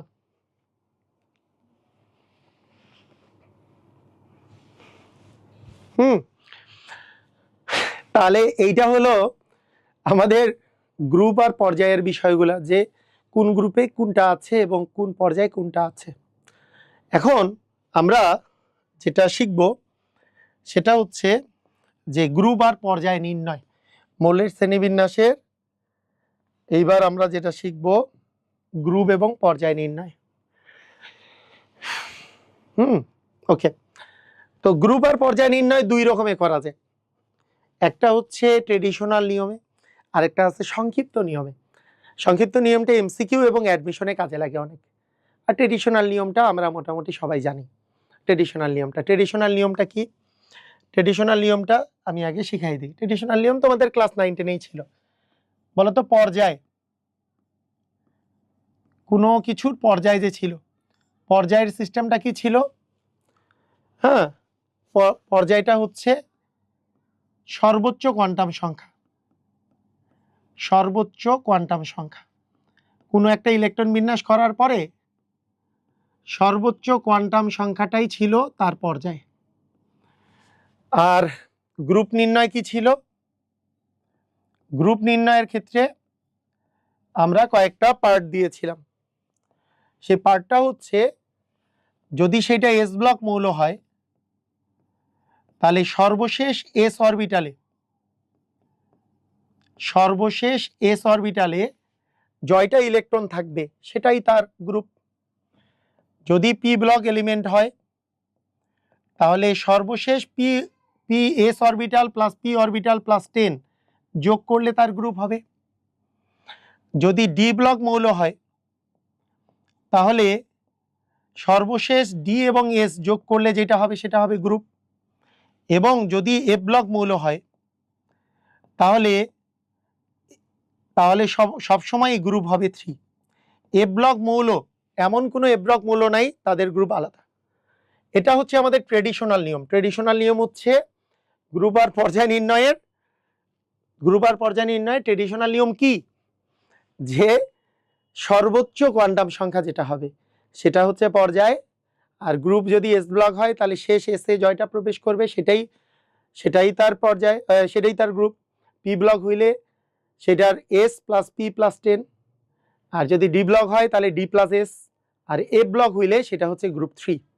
এই গ্রুপ 3টা হবে তার পর্যায়, তার গ্রুপ 3টা হবে তার গ্রুপ। তাহলে পর্যায় আর গ্রুপ, এটা হচ্ছে ট্রেডিশনাল নিয়ম। যেমন আমরা যদি এক্সাম্পল দিই, এক্সাম্পল দিলে আমরা বুঝে যাব, তাই না? যদি আমরা কিছু এক্সাম্পল দিই গ্রুপ আর পর্যায়ের, যে মনে করো আমাদের আছে হাইড্রোজেন, তারপরে আছে হিলিয়াম, অথবা হাইড্রোজেন, তারপরে হচ্ছে আমাদের সোডিয়াম, সিরিয়ালি দিই, লিথিয়াম, তারপরে দিলাম মনে করো বেরিলিয়াম, তারপরে দিলাম সোডিয়াম, তারপরে দিলাম ম্যাগনেসিয়াম। তো এগুলো হচ্ছে এস ব্লক মৌল। কেন? এর ইলেকট্রন বিন্যাস করলে তুমি পাবা এর পারমাণবিক সংখ্যা 1, এটার 3, এটার 4, এটার 11, এটার 12।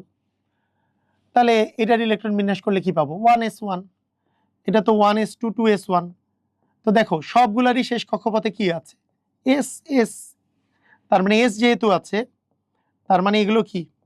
এস ব্লক মৌল। আর এস ব্লক মৌলের ক্ষেত্রে কি হবে?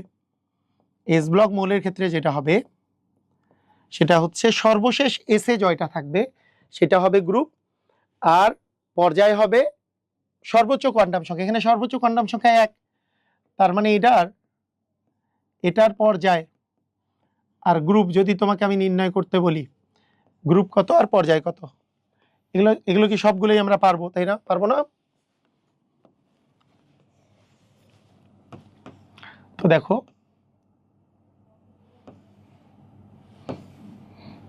তাহলে আমাদের এটার সর্বোচ্চ কোয়ান্টাম সংখ্যা 1, তাহলে পর্যায় 1, সর্ববহিস্থ স্তরে একটা ইলেকট্রন প্রবেশ করছে, তাহলে গ্রুপ 1। এখানে পর্যায় কি? এখানে হচ্ছে সর্বোচ্চ কোয়ান্টাম সংখ্যা 2, তার মানে 2 পর্যায়, আর এটার গ্রুপ হচ্ছে 1। সর্বোচ্চ কোয়ান্টাম সংখ্যা, এই যে এটা কোয়ান্টাম সংখ্যা হচ্ছে 2, আর ইলেকট্রনও এই যে এসে ইলেকট্রন, সর্বশেষ এসে ইলেকট্রন আছে 2, তাহলে গ্রুপও 2। এখানে সর্বোচ্চ কোয়ান্টাম সংখ্যা হচ্ছে 3, তার মানে পর্যায় 3, আর সর্বশেষ এসে কয়টা ইলেকট্রন আছে? একটা, তাহলে গ্রুপ 1। সর্বোচ্চ কোয়ান্টাম সংখ্যা হচ্ছে 3, আর সর্ববহিস্থ এসে আছে 2টা ইলেকট্রন, তার মানে কি গ্রুপ 2, তাই না? ফল দিতে বুঝছো? ক্লিয়ার? তাহলে এইটা হলো এস ব্লকের কাহিনী। এস ব্লকের তুমি এইভাবে করে বের করে ফেললা। এস ব্লকের অনেকগুলো আমরা এক্সাম্পল পেয়ে গেছি, কারণ এস ব্লকের ক্ষেত্রে আমার পর্যায়ে তো সমস্যা নেই, সর্বোচ্চ কোয়ান্টাম সংখ্যাটাই পর্যায়। এস ব্লকের সর্বশেষ এসে জয়টা থাকবে সেটাই গ্রুপ। আচ্ছা, যদি আমি বলি যে আমার কাছে আছে বোরন হচ্ছে 5, তাহলে আসতেছে কি 1s2 2s2 2p1, তাই না? এটা বোরন। তাহলে বলো বোরনের ক্ষেত্রে, অথবা আমি যদি বলি অ্যালুমিনিয়াম, আচ্ছা এরপরে কার্বনই ধরলাম, কার্বন 1s2 2s2 2p2, অথবা আমি ধরলাম phosphorus 1s2 2s2 2p6 3s2 3p3। তাহলে দেখো এগুলো হচ্ছে পি ব্লক মৌল। কেন পি ব্লক মৌল? এই যে দেখো সর্বশেষ ইলেকট্রনটা পি অরবিটালে প্রবেশ করছে, তাই পি ব্লক। তো দেখো সর্বোচ্চ কোয়ান্টাম সংখ্যা হচ্ছে 2, তার মানে এগুলোর পর্যায় কত? এটার পর্যায় হচ্ছে 2, তাই না? এটারও পর্যায় 2, এটারও পর্যায় 2, এটার পর্যায় কত? এটা পর্যায় 3, সর্বোচ্চ কোয়ান্টাম সংখ্যা এখানে 3, তার মানে পর্যায় 3। এইবার গ্রুপ কত বলো? এইবার গ্রুপ কত? এইটার গ্রুপ হলো এই যে পিতে আছে একটা, এসে আছে 2টা, তাহলে এস প্লাস পি, তার মানে 2 + 1 মানে 3, 3 আর 10 হচ্ছে 13, মানে এইটা যোগ করে তার সাথে 10 যোগ করতে হবে। এই যে দেখো এখানে বলছি পি ব্লক হইলে S plus P plus 10, P block হইলে S plus P plus 10 group, S plus P plus 10, তাহলে 2 2 4 আর 10 যোগ করলে 14। এটা কি হবে? সর্বশেষ এস, সর্বশেষ পি, 3 আর 2 যোগ করলে 5, 5 আর 10 যোগ করলে 15, তার মানে এটা হবে গ্রুপ কত? 15। এটা কি হবে? গ্রুপ 15। বুঝছো? ওকে, বুঝছো? আচ্ছা তোমাদেরকে আমি যদি বলি এইটা যদি পুরাতন গ্রুপ লিখতে বলতাম, পারতা কি পারতা না বলো তো? পুরাতন গ্রুপ লিখলে এটা কত হইতো? 1a, 1টা তো 1a, এটাও হইতো 1a, এইটা কত হইতো পুরাতন গ্রুপ অনুযায়ী? এটা হইতো 2a। এইটা গ্রুপ 1টা কি? 1a, গ্রুপ 2টা কি? 2a। বলো তো 13টা কি হইতো? 13টা পুরাতন অনুসারে কি হতো বলো তো? রোমান সংখ্যায় 3 দিয়ে, 13 ছিল 3a, মনে আছে তো নাকি? 13 ছিল 3a, 14 ছিল 4a, 15 ছিল 5a, মনে আছে সবার? পারবা? বুঝছো? ক্লিয়ার? তাহলে আমাদের এই জিনিসটা মাথায় রাখতে হবে যে কোনটা কোন গ্রুপ ছিল, এগুলো কিন্তু পারবা, তাই না? আচ্ছা এটা হলো এস আর পি এর বিষয়টা এটা। আচ্ছা যদি আমাদের কোনো একটা ডি ব্লক এলিমেন্ট থাকে, ধরো ডি ব্লক এলিমেন্ট একটা আমি লিখে দিচ্ছি, আমরা তো আরো পড়বো, ডি ব্লক নিয়ে আলাদা করেই পড়বো। ধরো স্ক্যান্ডিয়াম আছে, যার ইলেকট্রন বিন্যাস করলে তুমি আর্গনের পরে 3d এবং 4s, আমরা 4s2 আর 3d1 পাবো। সর্বশেষ ইলেকট্রনটা ডি অরবিটালে প্রবেশ করে, যদিও সাজায় লেখা যাবে, যদিও সাজায় লিখতে হয়, সাজায় লিখতে হবে এটা, কিন্তু ডি অরবিটালে শেষ ইলেকট্রনটা আউবাউ নীতি অনুসারে 4s এ আগে প্রবেশ করে, 3d তে পরে প্রবেশ করে। যেহেতু ডি তে পরে প্রবেশ করছে, ডি ব্লক এলিমেন্ট, বুঝছো? এখন কথা হলো এইটার বলো তো পর্যায় কি? এই যে সর্বোচ্চ কোয়ান্টাম সংখ্যা হচ্ছে কত? 4, তার মানে এটা পর্যায় 4। এটার গ্রুপ কি? দেখো ডি ব্লক এলিমেন্টের গ্রুপ হয় সর্বশেষ ডি আর এস এর যোগফল, তাহলে 2 আর 1 যোগ করলে 1 আর 2 যোগ করলে 3। এই যে দেখো, এই যে এখানে এই কথাটা লিখছি, ডি ব্লক এলিমেন্ট হয় D plus S, D block element হবে D plus S. D plus S করলে আমাদের কি হয়ে যাবে? এটা কিন্তু আমাদের গ্রুপ, মানে গ্রুপ চলে আসবে ডি প্লাস এস করলে। যেমন তোমাকে আমি যদি বলি আয়রন ধরলাম, আয়রনের ইলেকট্রন বিন্যাস তুমি করে ফেলছো, আমি পরে শিখাচ্ছি, আর একটু শিখাই দিচ্ছি, সমস্যা নেই। আয়রনের ইলেকট্রন বিন্যাস তুমি করে ফেলছো যে 4s2 3d6, এই যে এই পর্যন্ত 18 আর 2 20 আর 6 26 করছো মনে করো। তারপরে তুমি মান নির্ণয় করবা, সেটা কি করবা জানো? এটা কি করবা? পর্যায় কত? পর্যায়ে যে দেখো 4, গ্রুপ কত? ইলেকট্রন বিন্যাস করে ফেললেই গ্রুপ হয়ে যাবে, 4 আর 2 সরি 6 আর 2 যোগ করলে 8, সর্বশেষ ডি এবং এস যোগ করলেই হবে। স্ক্যান্ডিয়ামের ইলেকট্রন বিন্যাস কিভাবে করে? ইলেকট্রন বিন্যাস চ্যাপ্টার 2 এর জিনিস, চ্যাপ্টার 2 এর ইলেকট্রন বিন্যাসের ওই পার্ট তো এখানে করাবো না, তারপরে স্ক্যান্ডিয়াম থেকে অন্যগুলা করাই দিব, কারণ ডি ব্লক এলিমেন্টের ইলেকট্রন বিন্যাসগুলো করাই দিব, সমস্যা নেই, ঠিক আছে, এগুলো করাই দিব। আচ্ছা বলো তো, আমরা আরো 2-1টা করি। ধরো নিকেল আছে 28, তাহলে আর্গন পর্যন্ত 18, তারপরে 3d আর 4s, 18 আর 2 20 আর 8 28, তাহলে গ্রুপ কত? পর্যায় কত? পর্যায় তো হচ্ছে সর্বোচ্চ, তাহলে পর্যায় আমরা কত পাচ্ছি? পর্যায় পাচ্ছি আমরা 4। গ্রুপ কত পাচ্ছি? গ্রুপ আমরা পাচ্ছি 10। তারপরে মনে করো কপার 29, তাহলে কপারের ক্ষেত্রে আমরা জানি ব্যতিক্রম আছে, 4s এ 1টা এবং 3d তে 10টা থাকে। এগুলো ইলেকট্রন বিন্যাস চ্যাপ্টার 2 এর জিনিস, তারপরেও আমি যতটুকু লাগে করাই দিব, সমস্যা নেই। এটার হচ্ছে গ্রুপ 10 আর 1 যোগ করলে 11। এই তো, তোমরা আমাকে বলো এইটার যে গ্রুপগুলো আমরা নির্ণয় করলাম, যদি পুরাতন নিয়ম অনুসারে গ্রুপ করি তাহলে কি হবে? 3টা কি হবে মনে আছে? 3টা কি হবে সবার মনে আছে? একটু কমেন্ট করো সবাই, 3টা কি হবে? 3টা হবে 3b, মনে আছে? এই ছেলে পেলে তোমাদেরকে যে শিখিয়েছি মনে আছে জিনিসটা? 3টা যে 3b হবে, এই যে দেখো 3টা ছিল 3b, 4টা 4b, 5টা 5b, 6টা 6b, 7টা 7b, 8 9 10টা হচ্ছে 8b, আর 11 1b আর 12 হচ্ছে 2b। মনে আছে তো নাকি? বুঝছো? এটা মনে রাখতে হবে, তাই না? তাহলে 8টা হবে কি? তাহলে 8 9 10 হচ্ছে 8b, 10টাও 8b, গ্রুপ 8ও বলা যায়।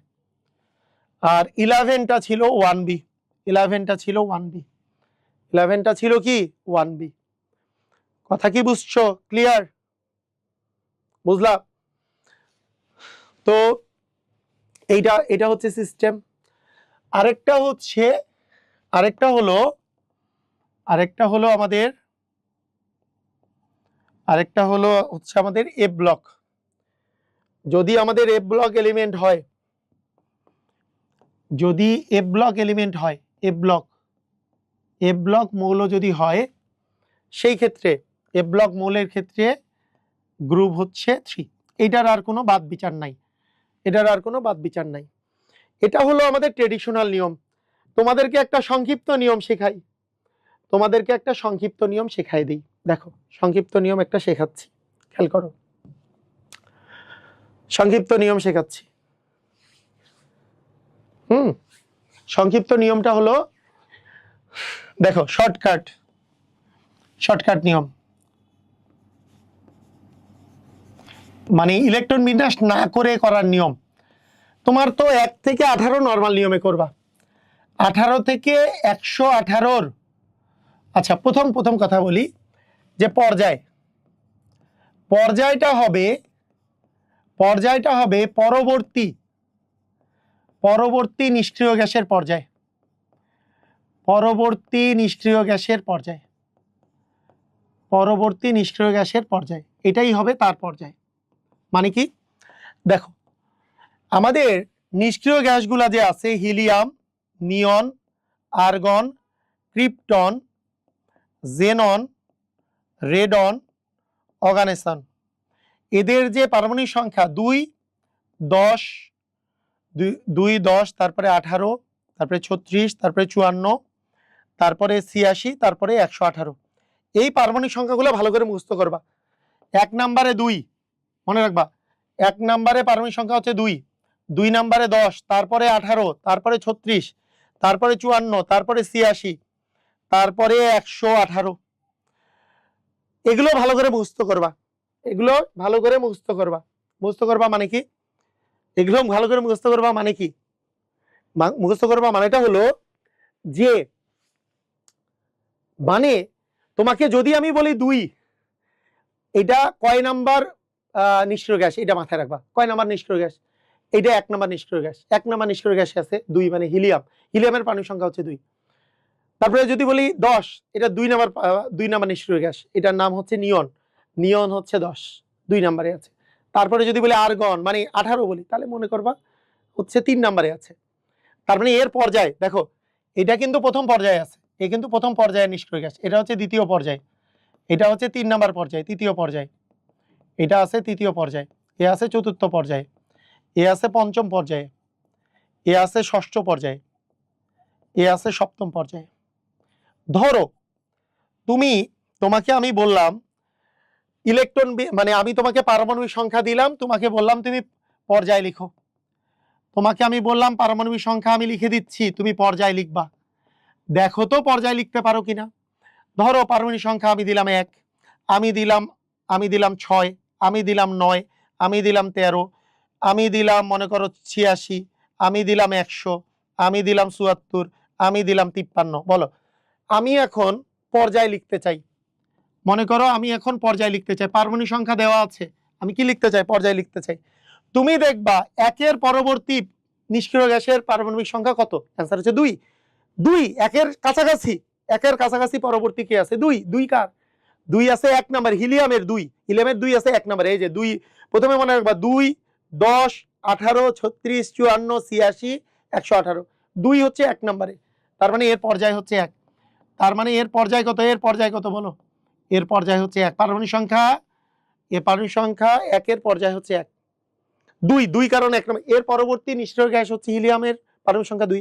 দেখো এই যে মনে করো তোমাকে আমি বললাম 100, 100 এর পরবর্তী নিষ্ক্রিয় গ্যাস কি আছে, 118 আছে, অর্গানেসন, ওটা কয় নম্বর আছে, 7 নম্বর, এই যে 2, 10, 18, 36, 54, 86, 118, তার মানে এর পরবর্তী নিষ্ক্রিয় গ্যাস আছে 18 নম্বরে, সরি ওই যে 7 নম্বরে, এই যে 7 নম্বরে আছে, 7 নম্বর পর্যায়ে অর্গানেসন আছে, অর্গানেসন আছে, তার মানে এর পর্যায় হচ্ছে 7।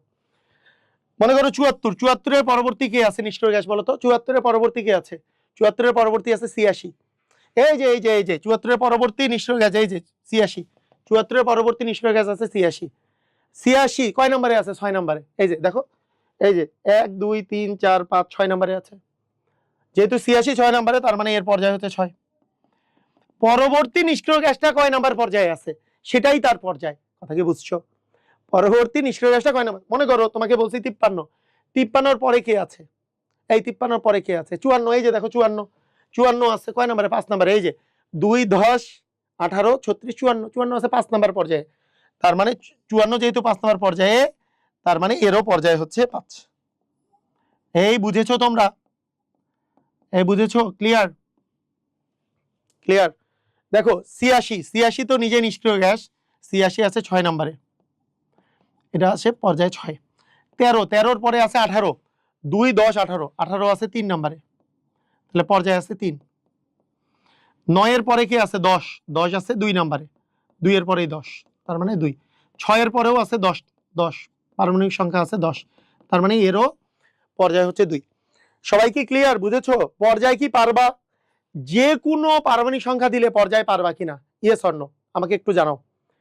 যে কোনো পারমাণবিক সংখ্যা দিলে পর্যায় পারবা কিনা, যে কোনো পারমাণবিক সংখ্যা দিলে কি পর্যায় পারবা? Yes or no, yes or no. যে কোনো পারমাণবিক সংখ্যা দিলে তুমি জাস্ট এর পরবর্তী নিষ্ক্রিয় গ্যাসটা খুঁজে বের করবা। একের পরে নিষ্ক্রিয় গ্যাস আছে, পারমাণবিক সংখ্যা খুঁজে বের করবা যে এর পরবর্তী নিষ্ক্রিয় গ্যাসের পারমাণবিক সংখ্যা কত, 2, 2 আছে 1 নম্বর পর্যায়ে, তাই ওরও পর্যায় হবে 1। এর পরবর্তী নিষ্ক্রিয় গ্যাস কি আছে? এর পরবর্তী নিষ্ক্রিয় গ্যাস আছে 10, 10 নিয়নের, ওটা আছে 2 নম্বর পর্যায়ে, তাই 2। এরপরে 9 এর পরেও আছে 10, 10ও আছে 2 নম্বরে, তাই হবে 2। 13, 13 পরে আছে 18, 18 আছে 3 নম্বরে, তাই এটা হচ্ছে 3।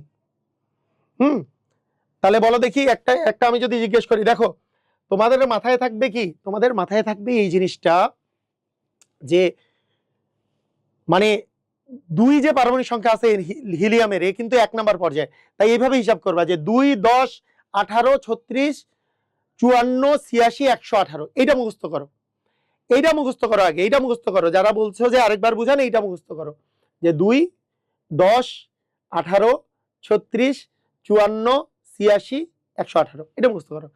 মানে এইটা হচ্ছে পারমাণবিক সংখ্যাগুলার মানে নিষ্ক্রিয় গ্যাসগুলার পারমাণবিক সংখ্যা। 2 প্রথমে হচ্ছে নিয়ন, 10 হচ্ছে 2 হচ্ছে হিলিয়াম, 10 হচ্ছে নিয়ন, 18 হচ্ছে আর্গন, 36 হচ্ছে ক্রিপ্টন, জেনন হচ্ছে 54, রেডন হচ্ছে 86, অর্গানেসন হচ্ছে 118। এটা মুখস্থ করো। এটা মুখস্থ করলে মুখে মুখে মুখে মুখে পারবা। যেমন তুমি কিভাবে পারবা, দেখো তুমি কিভাবে পারবা, মনে করো একটা পারমাণবিক সংখ্যা দিচ্ছে তোমাকে, মনে করো 60, তোমাকে পারমাণবিক সংখ্যা দেওয়া হয়েছে কত, 60। তুমি বলবা 60 এর পরে পারমাণবিক সংখ্যা কার আছে নিষ্ক্রিয় গ্যাসে, তুমি এইভাবে করবা যে 2, তারপরে 10, তারপরে 18, তারপরে 36, তারপরে 54, 54 এখনো কিন্তু পার হয়নি, তারপরে 86, এর পরে আছে 86, 86 আছে 6 নম্বরে, 86 আছে 6 নম্বরে, তার মানে এর পর্যায় হবে 6। বুঝছো কি বলছো না? পরবর্তী নিষ্ক্রিয় গ্যাসের পর্যায়, পরবর্তী নিষ্ক্রিয় গ্যাসের পর্যায়টাই হবে এর পর্যায়। ক্লিয়ার? বুঝেছো? পরবর্তী নিষ্ক্রিয় গ্যাসের পর্যায়টাই হবে এর পর্যায়। পারমাণবিক সংখ্যা দিয়ে দিলে জাস্ট পরবর্তী নিষ্ক্রিয় গ্যাসটা দিয়ে দিবা, তাহলেই তার পর্যায় হয়ে যাবে। ক্লিয়ার? বারবার ওকে।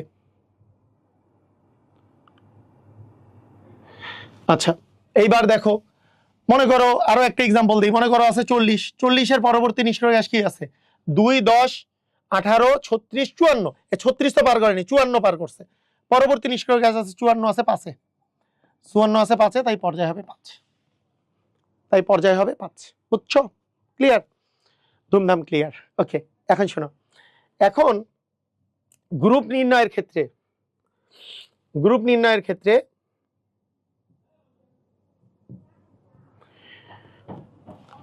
গ্রুপ নির্ণয়ের ক্ষেত্রে একটা বিষয় হচ্ছে 1 থেকে 18 পর্যন্ত গ্রুপ ট্রেডিশনাল নিয়মেই বের করবা। গ্রুপ নির্ণয়ে তুমি মূলত একটা শর্টকাট ব্যবহার করবা, যেটা 18 থেকে 118-র মধ্যে, সেই শর্টকাটটা আমি একটু শিখাই দিই। সেই শর্টকাটটা তো আগে আগে আমাদের নিষ্ক্রিয় গ্যাসের ইলেকট্রন নিষ্ক্রিয় গ্যাসের পারমাণবিক সংখ্যাগুলো লিখি। 2, 10, 18, 36, 54, 86, 118। ঠিক আছে, এটা হচ্ছে নিষ্ক্রিয় গ্যাসগুলার পারমাণবিক সংখ্যা। এখন কথা হলো, এই নিষ্ক্রিয় গ্যাসের যে পারমাণবিক সংখ্যা, এগুলো 18 থেকে 118-র মধ্যে কিভাবে বের করবা? প্রথম কথা, প্রথম জিনিস, সব জিনিস মাথায় রাখতে হবে, কোনো জিনিস ভুলে যাওয়া যাবে না। প্রথম জিনিস, যদি 57 থেকে 71 পারমাণবিক সংখ্যা আসে, অথবা 89 থেকে 103 পারমাণবিক সংখ্যা আসে, এরা বিনা হিসাবে গ্রুপ 3, এরা বিনা হিসাবে গ্রুপ 3, এরা বিনা হিসাবে গ্রুপ 3। মনে রাখবা, এরা বিনা হিসাবে কি গ্রুপ 3, কোনো হিসাববিহীন ভাবে এরা গ্রুপ 3। যদি পারমাণবিক সংখ্যা 57 থেকে 71 অথবা অথবা অথবা 89 থেকে 103 আছে, এরা বিনা হিসাবে গ্রুপ 3, কোনো হিসাব করার প্রয়োজন নাই। এটা বিনা হিসাবে কোন কোন গ্রুপে? গ্রুপ 3-র মৌল। এই যে এদেরকে একটু দেখে নাও, এদেরকে দেখলে ভালো লাগতে পারে। এটা বারবার আসতেছে, একটু দেখো। এই বিনা হিসাবে যারা গ্রুপ 3, এদেরকে একটু দেখে নাও। এই যে দেখো, এই যে 57, এই যে 71, 57 থেকে 71, এরা এই ল্যান্থেনাইট সিরিজ, এই যে 89 থেকে 103 অ্যাক্টিনাইট সিরিজ, ল্যান্থেনাইট সিরিজ আর অ্যাক্টিনাইট সিরিজ, এরা হচ্ছে গ্রুপ 3। বিনা হিসাবে গ্রুপ 3, কোনো হিসাব করব না, হিসাববিহীন ভাবে এরা হিসাব ছাড়া গ্রুপ 3। বুঝেছো? বলো কোথায় লিখলাম এটা? বিনা হিসাবে গ্রুপ 3 কোথায় লিখেছি? আরে হারাই গেল কেন?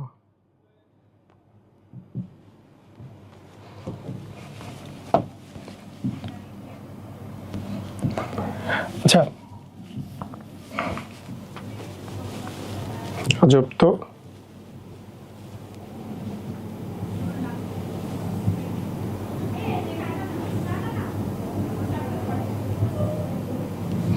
আচ্ছা ঠিক আছে, হারাই গেছে, আবার লিখে দিই।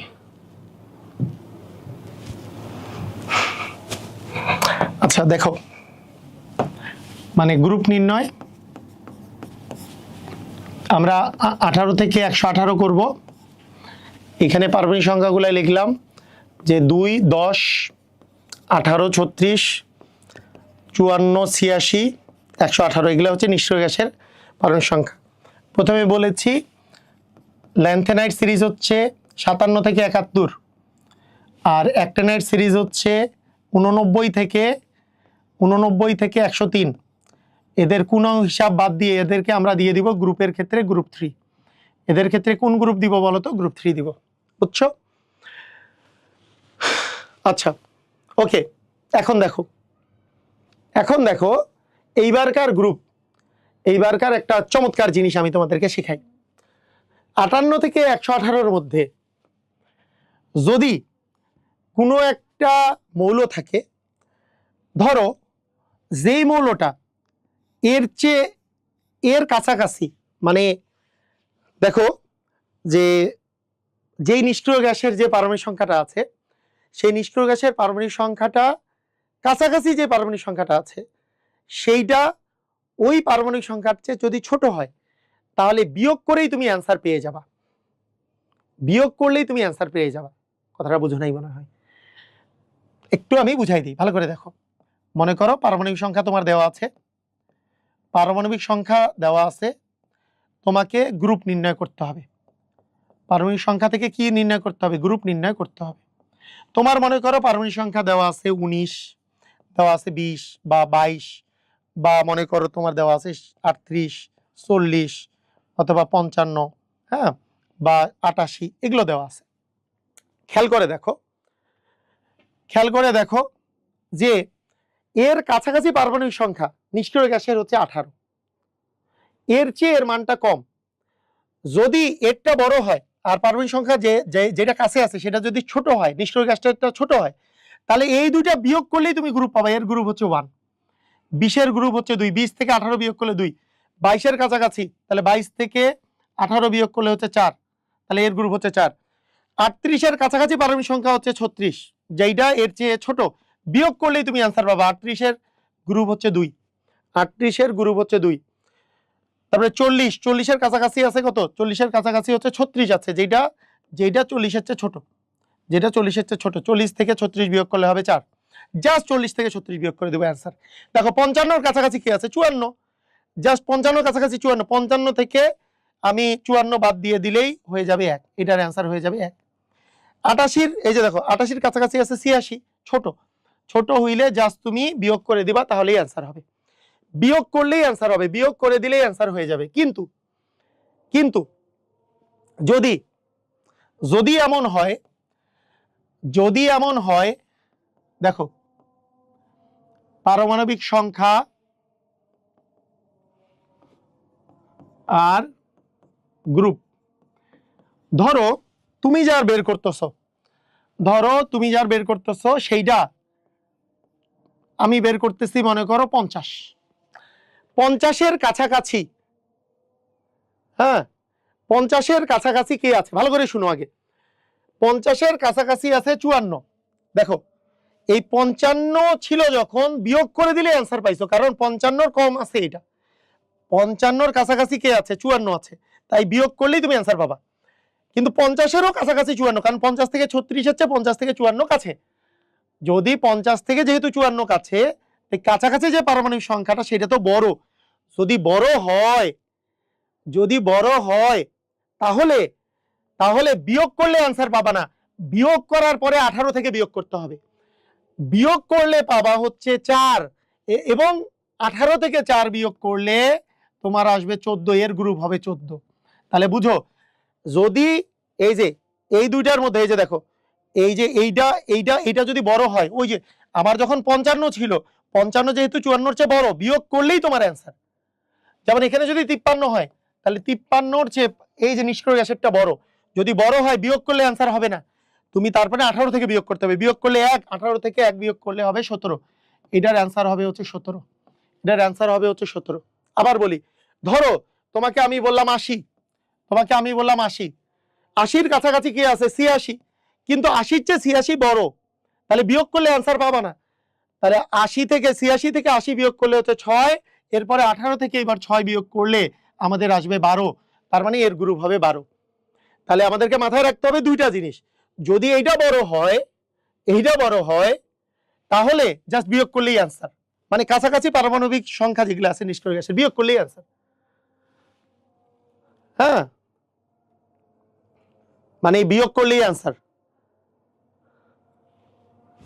পারমাণবিক সংখ্যা 36 হলে গ্রুপ 0, 36 হলে তো নিষ্ক্রিয় গ্যাস, 36 হলে নিষ্ক্রিয় গ্যাসের পারমাণবিক নিষ্ক্রিয় গ্যাস কত আছে? গ্রুপ 18 বা 0 গ্রুপ। আধুনিকতে গ্রুপ 18 আর এটা আছে 0 গ্রুপে। যদি এইটাই হয় তাহলে তো 0 গ্রুপ বা গ্রুপ 18। বুঝছো? ক্লিয়ার? পারবা? ওকে, এখন আরেকটা মজার কথা বলে আমরা আজকের ক্লাসটা শেষ করব। সেটা হলো, তুমি যদি মনে করো, দেখো তুমি যদি মনে করো তোমার কাছে আছে মনে করো 105, 105-এর কাছাকাছি কি আছে? 105-এর কাছাকাছি আছে 118, 105-এর কাছাকাছি আছে 118। তো কি জানি করতে হবে, ওইটার চেয়ে এটা বড়, তাহলে কি করতে হবে? এইটা থেকে এটা বিয়োগ করলে পাবা 13, 13 থেকে আবার 18 থেকে আবার 13 বিয়োগ করলে আসবে 5। এইভাবে করে করার প্রয়োজন নাই, তোমাদের একটা মজার ট্রিক্স দেখাই, ট্রিক্সটা দিয়ে আজকে আমাদের শেষ হবে। ট্রিক্সটা হলো এইটা, যদি তোমরা তো কয়েকটা জিনিস দেখো, কয়েকটা জিনিস তো মনেই রাখছো, এইটা তো ঝাড়া মুখস্থ, কতগুলা দেখেই তুমি যে বলে দিবা যে এর পর্যায় গ্রুপ কত, এটা দেখেই বলে দিবা। এটার একটা ট্রিক্স দেখি, একটা হচ্ছে তোমার 57 থেকে 71, আরেকটা হচ্ছে তোমার 89 থেকে 103, এগুলো তো ছিল গ্রুপ 3। এরপরে কয়েকটা জিনিস আমি তোমাকে দেখেই বলে দিতে বলবো, 104, 105, এই পারমাণবিক সংখ্যা যদি এগুলো থাকে, এগুলো তুমি দেখার সাথে সাথেই বলে দিবা। 106, 107, 108, 109, 110, এরকম করে সবগুলো, 116, 117, 118। বিশ্বাস করো গ্রুপগুলো আজকে থেকে তোমার সব মুখস্থ। এইটা হয়ে যাবে গ্রুপ 4, 105-এর গ্রুপ 5, 106-এর গ্রুপ 6, 107-এর গ্রুপ 7, 108-এর গ্রুপ 8, 109-এর গ্রুপ 9, 110-এর গ্রুপ 10, 111-এর গ্রুপ 11, 112-এর গ্রুপ 12, 113-এর গ্রুপ 13, 116-এর গ্রুপ 16, 117-এর গ্রুপ 17, 118-এর গ্রুপ 18। কি মজা, কি মধু, দেখো কি মধু আছে এখানে। বুঝছো? ক্লিয়ার? বুঝছো? মানে 104 থেকে 118 কত মজা। 104-এর গ্রুপ 4, 105-এর গ্রুপ 5, 106-এর গ্রুপ 6, 110-এর গ্রুপ 10, 115-এর গ্রুপ 15, 113-এর গ্রুপ 13, 116-এর গ্রুপ 16, তার মানে 89 থেকে 103 গ্রুপ 3, তারপরে 104-এর গ্রুপ 4, এরকম কতগুলা ধারা হয়ে গেল। হ্যাঁ, 100-র আগের গুলা কি করবো? 100 আগের গুলা মানে 89 থেকে 103 তো গ্রুপ 3, আর 89-এর আগের গুলা নিয়ম হিসাব তো করেই দিলাম। এই যে যেমন 88 হলে বিয়োগ করে দিবা, 88 হলে বিয়োগ করলে গ্রুপ 2 আসছে, 87 হলে গ্রুপ 1, 86 হলে তো 18 নম্বর গ্রুপ, তারপরে তো ওই নিয়ম দিয়ে দিবা।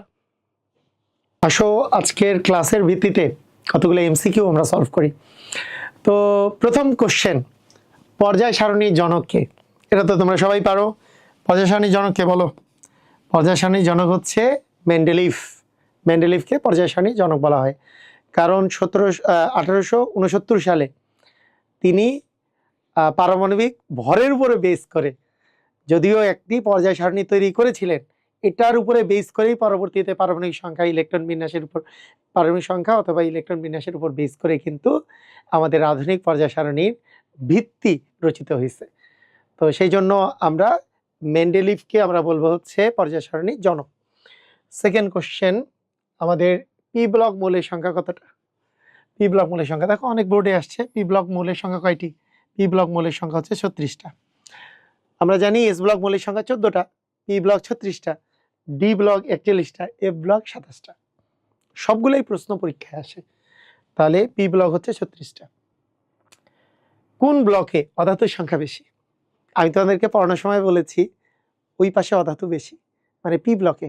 ওই যে ওই পাশের গুলো পি ব্লক, মাঝখানের গুলো তো ডি ব্লক, এই পাশেরটা এস ব্লক। আচ্ছা, এস ব্লকের মধ্যে ওই পাশে শুধু একটাই আছে হিলিয়াম, তাই না? আর বাকিগুলো তো এই পাশে, বাম পাশে সবগুলো 1 আর 2। তো তাহলে আমরা বলবো যে পি ব্লকে হচ্ছে অধাতু বেশি, বাকিগুলোতে ধাতু বেশি। ক্লোরিন কোন ব্লকের মৌল? Chlorine অধাতু 17।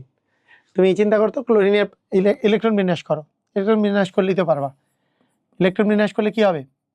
1s2, 2s2, 2p6, 3s2, 3p3, sorry 3p5, 2 দিয়ে 4, 6, 10, 2 12 আর 5 15।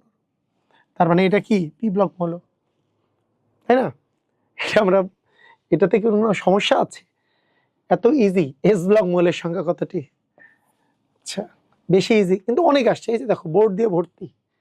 নিচের কোন নিষ্ক্রিয় গ্যাসটি পি ব্লক মৌল নয়? আচ্ছা, তোমরা জানো যে একটাই নিষ্ক্রিয় গ্যাস আছে, সেটা হচ্ছে হিলিয়াম। একবারে ডান পাশে যে আছে হিলিয়াম, এটা হচ্ছে এস ব্লক মৌল। বাকি যত নিষ্ক্রিয় গ্যাস আছে এগুলো হচ্ছে পি ব্লক মৌল। বাকি সবগুলোই পি ব্লক মৌল।